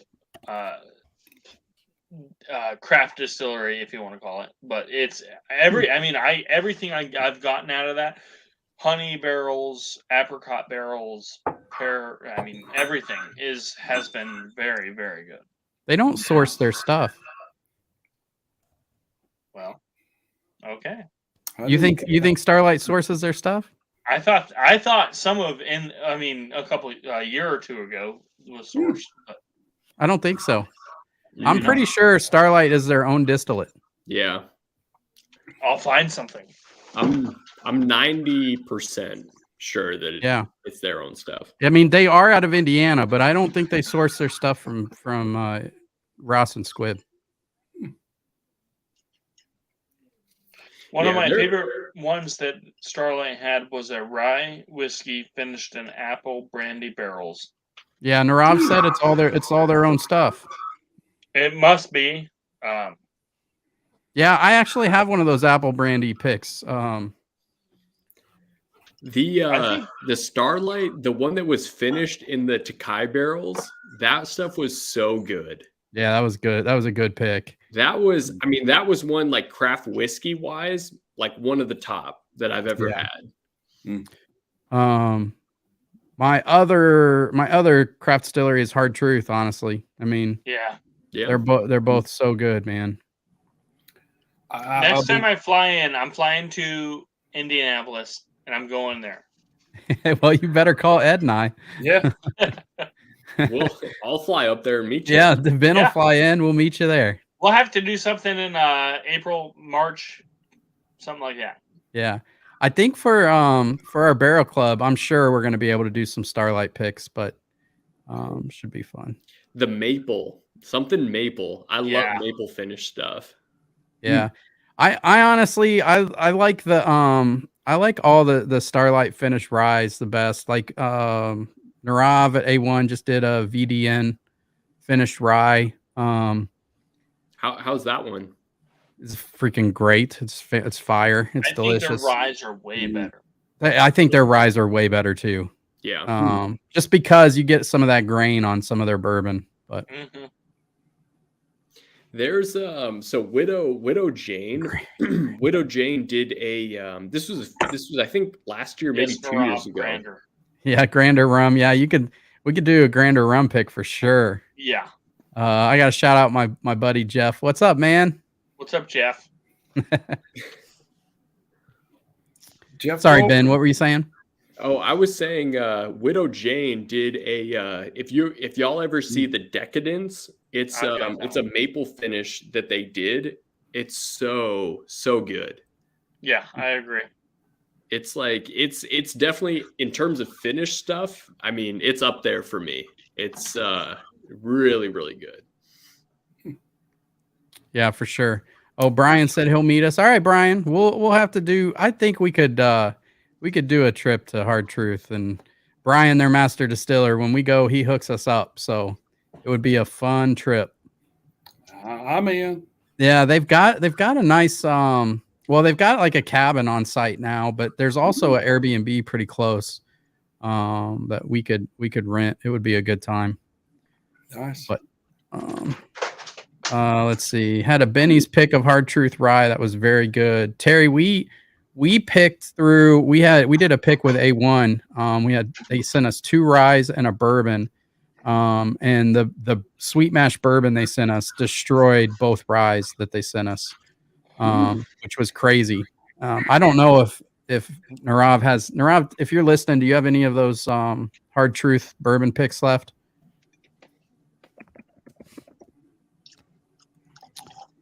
Peter B just got a High West maple finished bourbon. Oh, interesting. Huh. Not a High West fan. No, me either. I'm with you, Mike. Me either. The Decadence I bought as soon as I could. It's one of my favorite maple finished. It's not. I'm not a huge fan of maple finish, but I think they do it right. Yeah, he's still got the Hard Truth bourbon picks. So It was really cool when we went to their distillery, like just seeing the process that they take, and just honestly just being there. Like when we were in that 4-wheeler, that was crazy. yeah, they showed us a good time at Hard Truth. We had a great time. That is one of my favorites as far as ryes go. I love their.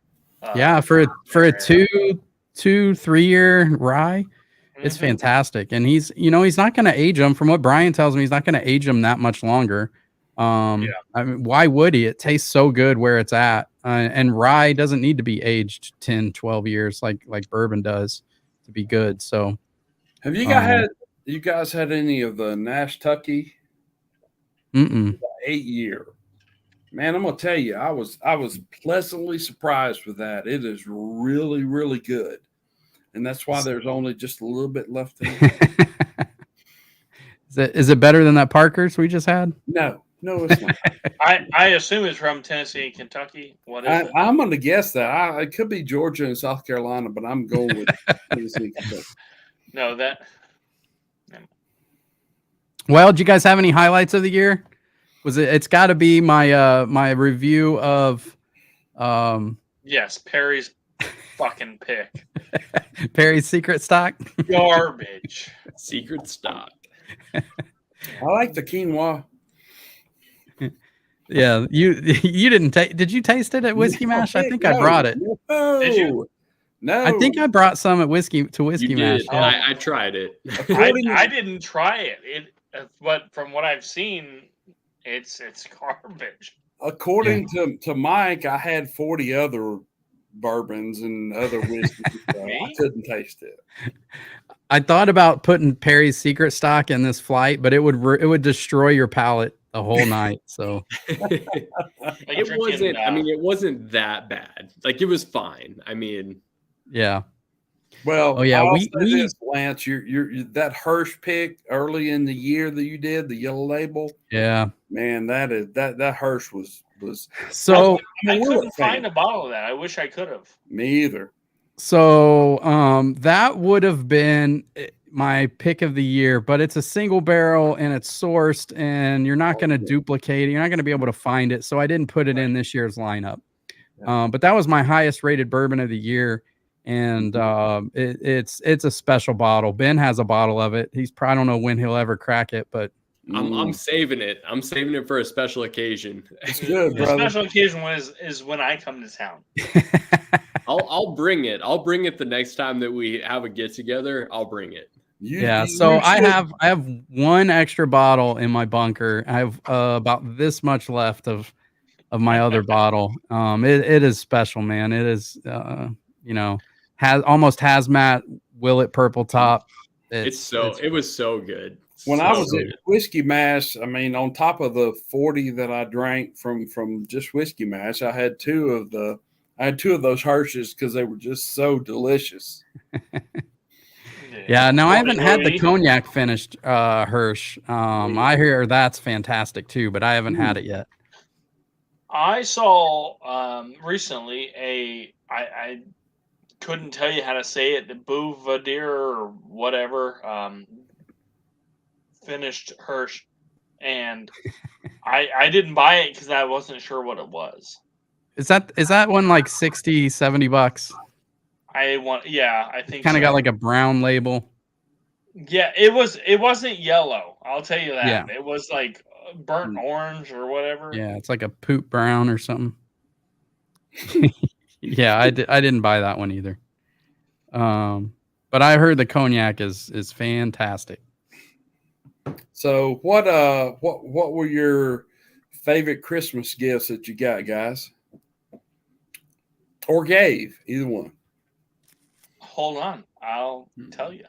Oh, Mike's been waiting for someone to ask. I'm glad I asked. Yeah. You see how quick he jumped up? He's like, Yeah, let he me go and did. tell you. yeah. I haven't Mike gotten can since move I that fast. got married. Okay, assholes. I can't tell you mine. Renee'd be mad at me. My wife got me these aged in ore. One is it's a 2-ounce bottle that you. Oh, can yeah.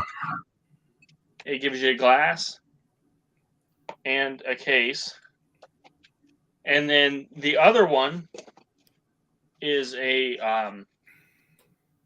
2-ounce, 4 bottles, Oh, nice. and a pen that just fell. That Those are cool. yeah, and it's really cool because I took it during Christmas, and you could put 2 ounces of whatever you wanted. You know, I put like Russell's 13 and a couple others in there, and then the last one is this. It's a 500 ounce. Ounce? That's a big ass 500 jar. Whatever the fuck. Milliliter. 500 It's milliliter. like a 3-gallon. Hey, Mike, you wouldn't be the first person to pass out on this show. I won't pass out, but I don't know milliliters from ounces. So it's a decanter. This is the Calumet 16 that I was drinking all week in Missouri. But and it's just a traveling case.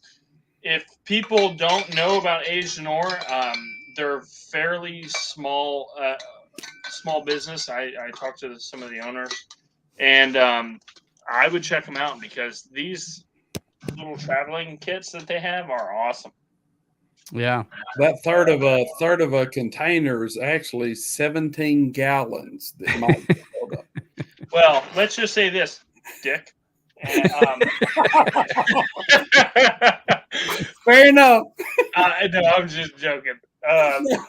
If Lance, you need to check with them, and I guarantee you they'd sponsor you. There's not many people in their whole organization, and they've got some great products for the bourbon enthusiast. People who sponsor you want you to do shit. I don't got time. Okay, well, don't do it. Well, Terry said 4-wheeling. You're talking my language. Yeah, man. You go to Hard Truth. You can take a moonshine tour on ATVs. Just make sure they put it in 4-wheel drive before they leave because they don't know what they're doing when they drive those damn things. They almost killed us. It was scary when we were like, because we were like sliding around, and then we had this big old hill to go up, and we start going up, and it stops, and you're like, oh no, and it just starts sliding back down. Yeah. Yeah. I'm holding $1,000 camera. I'm like, all right, get your shit together here, Brian. Oh, That's wait, jealous. I don't have it in 4-wheel drive. Put it in 4-wheel drive. It's go a up, 4-wheeler. no problem. It's not a 4-wheel drive. It was wild. Like because before we went up that hill, we tried going up another hill, and we like slid back, like rolled over like a tree stump, and yeah. David's in the house. What's up, dude? So David, if you're late to the party, Elijah Craig Barrel Proof C922 won hands down for our bourbon of the year. Yep. So I'm glad to see a barrel proof 12-year age stated bourbon that you can find kind of easy if you hit your stores regularly enough. That's right. It won our bourbon of the year. Yep. Yeah. I agree. I mean, that was a good one. Yep. I agree. Yeah, I'm super excited about that. And for 65 to $85, Calumet 16 went in at 130 or whatever, would have been okay, but that's still expensive. I would take it over at that price point. No, that's just me. Yeah. At that price point, I'd take it over Calumet 16 every day of the week. Yeah. Heaven Hill just deserves to win with the shit they put out this year. With all their larceny barrel proofs were good this year. The A122 I thought was good. It's good stuff, man. Sorry, Ben. What were you gonna say? Oh, what was that? What were you gonna say? I was gonna say the Calumet 16. If you see it, buy it, because like that's, I mean, the general rule of thumb is $10 a year. So it's like 16 year. You're not finding 16-year stuff really anywhere unless it's light whiskey. Right. So it's like that's still a really good pour. Like And I would that's buy the it. thing I would continue with to buy it. any ECB, larceny, even any Heaven Hill product. I mean, they're not. You don't see a lot of that age per year on any of them. Yeah, and I really think that's going to be in 2 years. That's going to be our Bardstown Discovery 3 from 2020, where you wish you would have bought a ton of them because it's such a good bottle, such a good proof, such a good price for the age. I think that'll be a bottle people will be excited about if you pull that out of your bunker. You have a 16-year age stated, especially as the age statements are kind of going away. It's getting harder and harder to get that aged bourbon. I think that's one I would stock up on. Lance, do you want me to send you? I just picked these up. Yeah, hell yeah, man. So I was Southwest sucks. Let's start with that. Yes, they've had a rough year. The past week, they've had a year like the Lyles have had a year. Really shitty. So, on the way home, I stopped at a bunch of stores, and so I got these, which are straight Tennessee whiskey finished in toasted pecan wood chips, rye whiskey finished in high toast oak barrels, and rye whiskey finished in high toast maple barrels. Oh, I'll send you. Yeah, that sounds good. Yeah, it does. That does sound good. I'll send you those if you want to review them. Yeah, what's the proof on them? Like 90, right? 120 on the the whiskey, the bourbon finished in toasted pecan wood chips, and I think let's see, 101 on both the ryes finished in maple and oh wow, good proof points. Pecan, yeah, or high toast oak. Yeah, I gotta address off camber. The Elijah Craig barrel proof store picks are out there, and some are better than C922. I agree with you 100% because I've been on 3 picks this year, and I was gonna say my store pick of the year, and I'm very biased on this one. Is one? It's 124 proof. This is Narav's birthday bourbon. This is the one we did on Derby week. I'm gonna go grab that because I still have some of the C9. You still have it? 22. I'm gonna go grab it. Yeah. I think it's great. So we did this on Derby week, and Bernie Lubbers was on the pick with us. And this is a Deatsville barrel, and it was my favorite pick of the year. And I have a hard time like disassociating how special the pick was because it's Narav's birthday. Lots of great friends on the pick with us. Bernie Lubbers was there. I interviewed Bernie Lubbers for that. But the bourbon is so fantastic. In fact, I brought it to a party and gave it to a buddy, and he's like, "That's the best bourbon I've ever had." So. Did you grab a bottle while you were there? Oh, nice. Yeah, that's it, man. That's it. Nice. I wasn't missing out on any Elijah Craig picks. Yeah, and I would agree. I think this definitely. I don't know. I'll have to have it next to C922, but man, it's good. Like Daniel said, yeah. Mike, when you have this, just like Daniel said, think of like vanilla birthday cake frosting, and it's a good note on it. Yeah. I had one at in Lexington at OKC, and it was a short barrel. I think they had only like 115 bottles come out of it or something. And man, you talk about some concentrated, and it was concentrated, not hot, but concentrated flavor. It was not probably the best Elijah Craig pick I've ever had.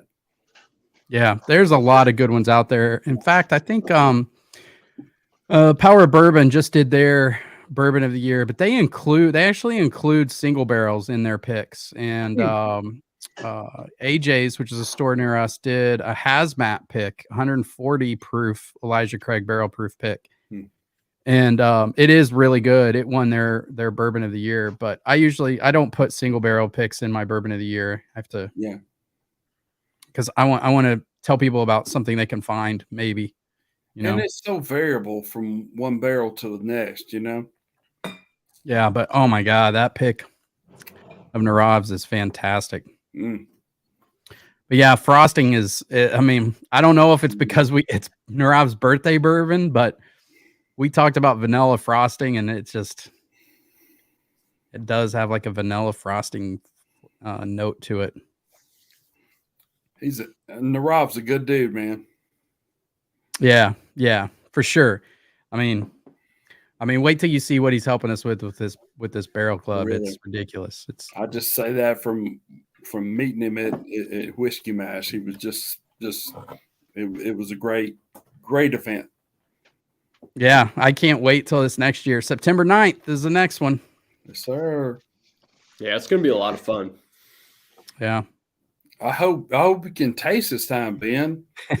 I know. That was rough. That was rough. I was sitting there drinking beer. It was hard to watch, man. I'd have 2 or 3, or according to Mike, 6 or 7, and come back over to you, and you were over there sipping beer, and I'm like, dang, dude. Yep. It was rough sitting Ben home with all those samples that I brought him. It was still fun. It was still fun. Like even though I couldn't taste nothing, it was still fun being there. It was Uh-oh. You all right over there, Mike? I'm good. Dinner the night before was was great dinner, but also so much fun. Yeah. I don't remember a thing. It was great. That's what it's all about, man. That's what it's all not about. Remembering a thing. Yep. It was a great time. So what are you most looking forward to, all of you three, coming up to 2023? Anything in particular? 2023. Well, my wife has her last surgery. That's in February. Yeah. My daughter gets married in June, so I got to pay for a wedding. Okay. That's crazy. We're moving into a new house in probably May or June. And so I've got to build a new bourbon room, which I'm excited about. Yeah. And then my youngest daughter's going off to college, so wow. we've got a crazy busy year. And then we're starting this barrel club, so hopefully. So how nice it'll be. No kids. Yeah. Bourbon room. I know, man. And we'll have extra room if you guys want to come stay with us. We're little back of our house is on a little lake, and so it'll be gorgeous. I can't wait. I'm excited. It sounds like you got a great year coming up. Great year coming up. Yeah, we need one after 2022. Right. Well, just kept punching me in the nuts, and I just kept stiff arming it the whole year. I just say that I want you to let Renee know that I really appreciate this year her picking the advent calendar, everything she's gone through. I just I relate to, I understand, and I hope she is blessed this next year, and I really appreciate everything that she's done this year. Thanks, man. She's the best. She's the best. I definitely got lucky, man.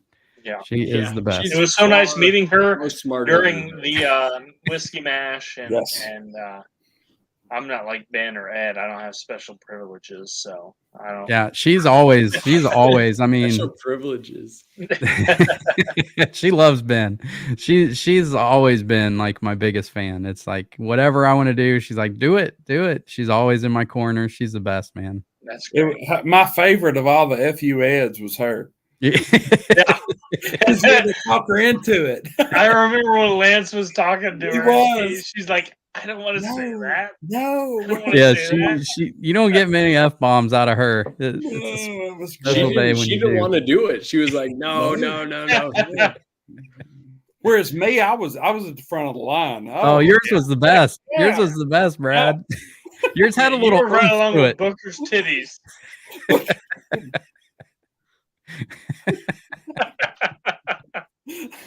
My wife still calls, some of the Eds Booker's titties Eds. Ed Bell. I love that guy. Oh, man. Good bourbon, good people. That's right, Peter. That's what it's all about, man. Absolutely. My wife will judge that. And so Yeah, we're gonna be able to give back to a lot of organizations this next year. I'm hoping. I mean, we had such a good meeting today. It was like an hour long, and just to get the process started is crazy to think of all the things you have to do. Mhm. From all the paperwork to a board to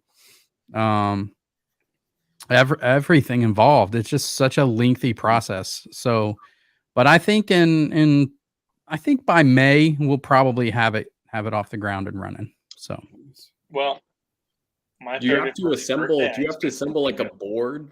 yeah, we're doing everything as freaking legit as possible. We have a board. We'll have a president, vice president, treasurer, secretary, everything. Who's Legit. the treasurer? Well, I can't say, but you will be fine with who it is when you find out who it is. I would guess. It's a woman. It's not a man. So I'll just put it that way. They're smarter and tougher than we are. Yeah. Yeah, they're not as stupid as we are, and she'll keep us in line. And yeah, My but I wife mean, would everything way is better be the treasurer of anything. yeah, but just figuring out like what your operating budget is on a 501c3, whether it's 12 cents on the dollar or 15 cents on the dollar, and then Yeah.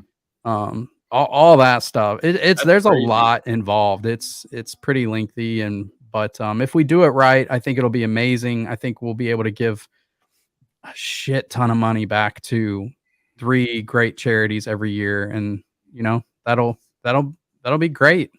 Putting our passion into something that's builds legacy is great. So Well, Yeah. I agree with the charities. I think even if we, give back way into 2 charities, 1 charity, 3 charities, whatever, I think it'll be way better off than they were before, and I'm willing to go. yeah, I mean, I don't know any like true bourbon geeks I mean, most everybody that's in this bourbon game spends $100 a month easy on Oh, bourbon. heck Yeah. Oh yeah. And probably most 300. So if you're just taking 100 of that, and that some of that's going back to charity, but you're getting a bottle a year, and you're going to get an allocated bottle and a chance to go on a barrel pick, I think, and knowing that we're not making any money off of it, I think it's a great deal. I'm super excited about it. It's going to be a lot of work, but I'm willing to do the work if we're helping a lot of people out. And I think we're going to. I think it's going to be a really amazing thing for the whiskey tube community. I think it's not like anything anyone else has done, and there's nothing wrong with the way it's been done. I don't mind people wanting to make money. That's fine.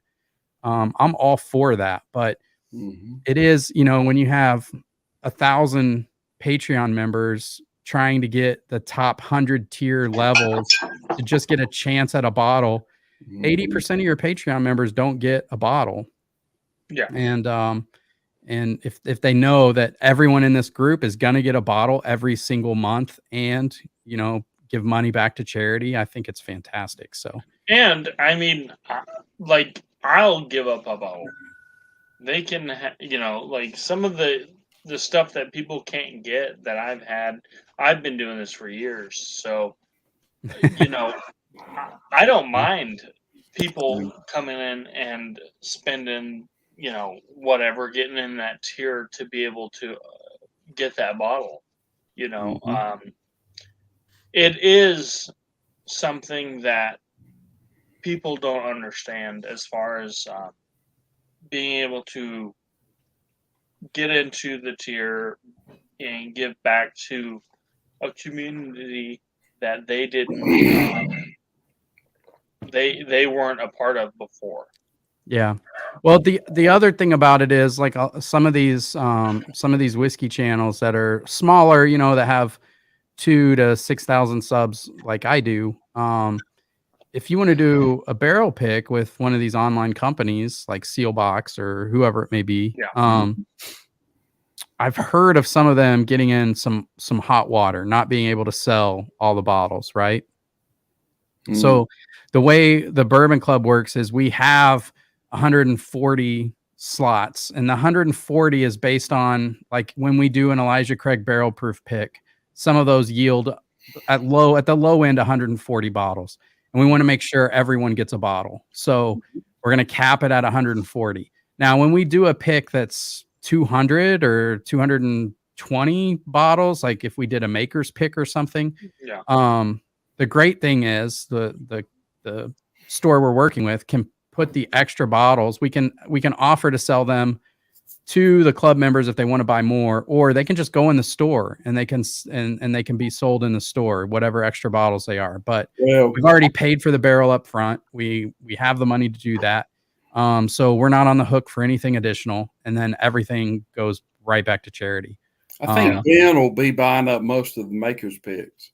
I was gonna say Maker sucks, but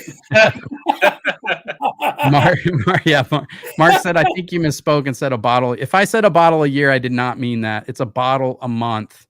And we're trying to, we've still got, I mean, we're going to have a meeting on our barrel strategy. So we have to figure out, our initial goal was to do 1 bottle a month. That's going to be a lot for us to go to Kentucky once a month, do a pick, and then get those shipped out every single month. I'll do it. We may do 50 a month and do 6 picks a year instead. We've still got to work all that math out. Month. What? You said 50 a month. Yeah, $50 a month. Oh, okay. I thought you were saying like 50 bottles a month. Hey, listen, if they can't get to the distillery 6 months out of the year, I'll get there. Oh, heck yeah. So yeah, we'll just have to see what we end up landing on and what works out. Obviously, if we did 12 picks a year and charged $100 a month, that would be great because we would be able to give more money to charities. But I don't know if it's going to fit with, you know, we've still got jobs. We're not making any money off of this thing. So we have to see what we can do. It may be a thing where it's $50 a month and you get 6 bottles a year instead of $100 a month and you get 12 bottles a year, if that makes sense. Either way, I'm in.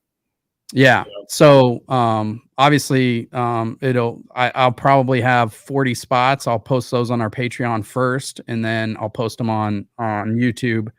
And there's another 2 channels, and then another guy who's a veteran as well. He's got a whiskey club, and he'll post to his group. So we'll each have about 40 spots, I think, and we'll see how it goes. But I think it's going to be fantastic. I don't think anybody's going to have a problem with the cost or what we're doing, and it's going to a good cause. And yeah.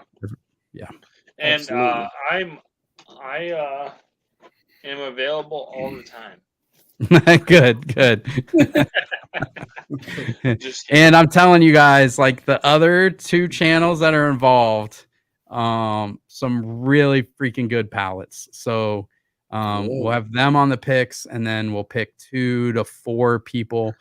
So just be on the lookout. Probably somewhere in the next week or 2, I will post a link to a website that I'm building where you'll be able to RSVP. So if you're in our Patreon group, I'll post it there first, and then I will post it on our YouTube community page, and you'll be able to go on there and secure your spot. And then I'll have the order of the time people emailed me and reserved a spot. But we're setting all that up right now. And it's like I said, I've got COVID, so I'm quarantined, and I've got nothing else to do but work on that and drink bourbon. So hell yeah. Yeah. But that's the big thing for next year. I'm super excited about it. You just It's gonna made be- it's gonna COVID be not fun. sound so bad. I know, right? Yeah. You know, here's the funny thing to me. A year ago, roughly, I was on the page just watching this. You know what I mean? I was watching the Bourbon of the Year thing. That was kind of one of my first. I had just joined on as a Patreon and just getting to know all you guys at Whiskey Mash and everything. Man, that was just a blast. It's just like you've said many times, Lance. It's more about the relationships, not as much about the bourbon. Yeah. 100%. Yep. I mean, like Whiskey Mash, our get-togethers are my favorite thing. All the trips I've had with Ben and Ed, some of my favorite things. When we went down to Kentucky, oh my God, so much fun. Whiskey Mash last year was a blast, and the community just keeps growing, and it's just and everybody that joins is just a really good person, and I just want to keep that going. So, and I'm happy with the rate of growth because I get to know people. It's not like super crazy. And then, I'm not getting this influx of people where I can't keep track of who's who. Yeah. I'm actually getting to know people who join and that's what I love. So I hope it stays like that. Mm-hmm. So I've had people email me and they're like, why don't you just do top 5 lists all the time? Cause those get the most views. And I'm like, I like the way that I do like a top 5 list every quarter. And then it just like gives me that little bump, but it's not too much. I don't know. I like it. Well, I'll be sending you more whiskeys. All right, Mike, you do that, buddy.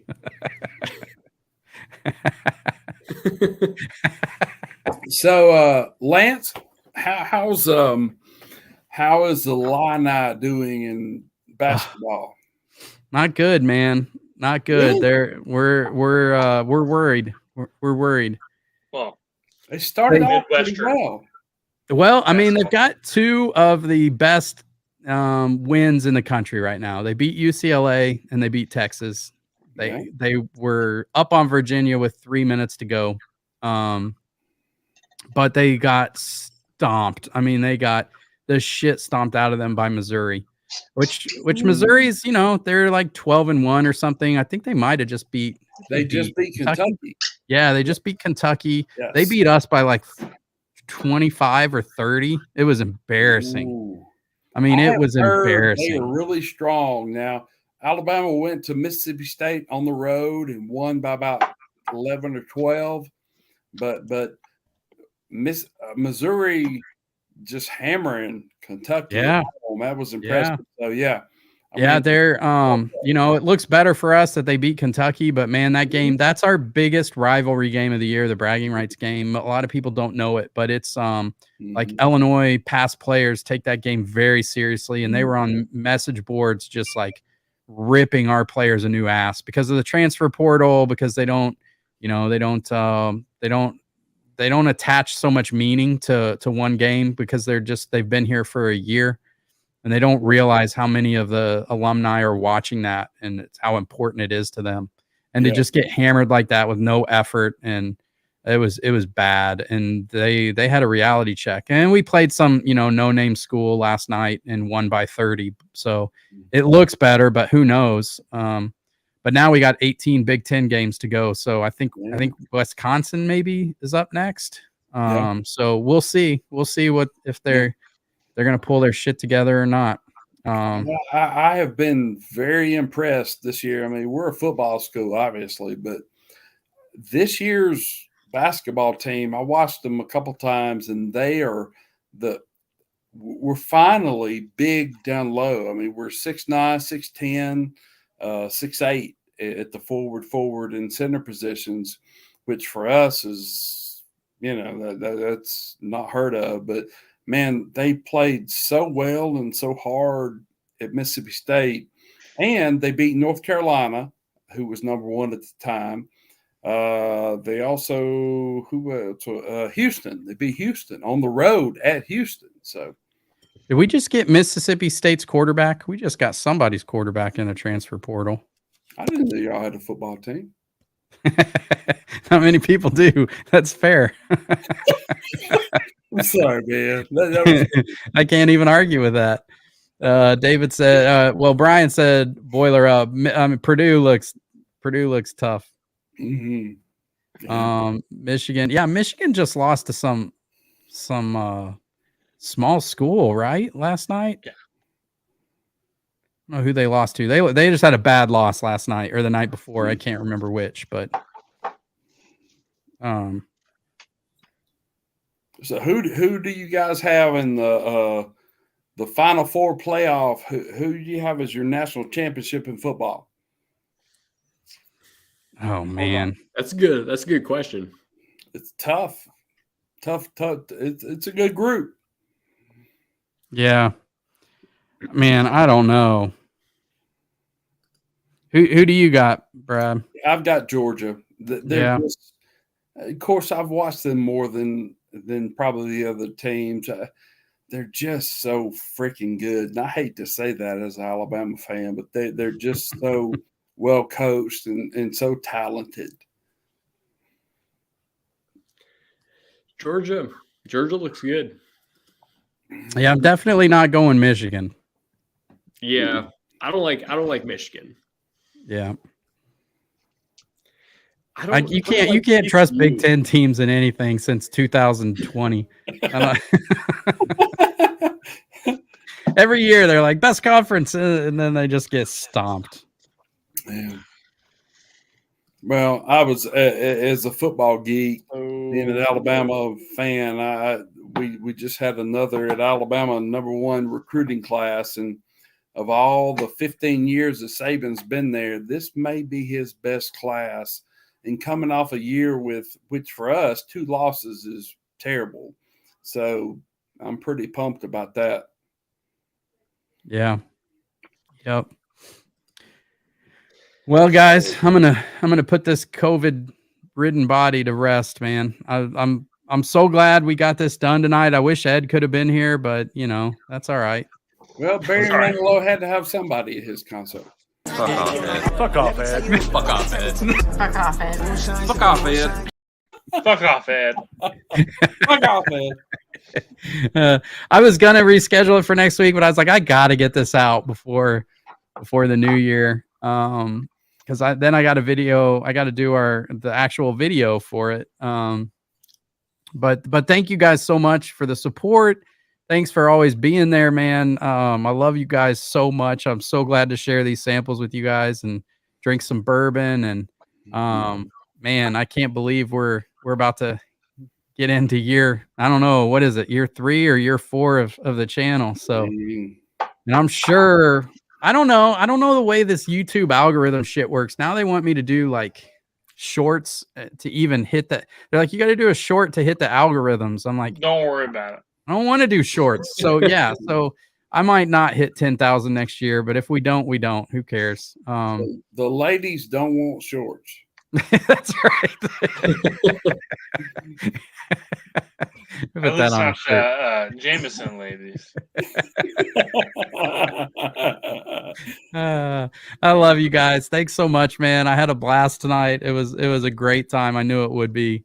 I think we picked the right one for our bourbon of the year. I agree. Me too. It's great seeing how, all of us have different taste, and it's interesting. And then when I hear what you guys think of the tea, I'm like, okay, I taste it. Oh yeah, okay, I get that. Yeah. So it's good for me. I enjoy it. Yeah, it was a great night, man. Great night. Any parting words, Ben? Nothing. You're still looking fly with that haircut, man. Hey, doing what I can. You look like a working man now, not a hippie. Yeah. Look at him. He's all grown up. He's all grown up. Making something of myself. I think you're any day now, Ben, Makers is going to call. They're going to want you there as a consultant. They Not Makers. They will not. Love you All right, guys. I love you guys. Have a Enjoy it. great new year. I'm probably All gonna right. take a couple weeks off, but never forget, fuck Ed. Fuck Yep. Ed. Hey, tell Renee we said Happy New Year. All right, Love I will, y'all. man. I will. Love you guys. Take care. Love you, man. See ya. See you guys. See y'all.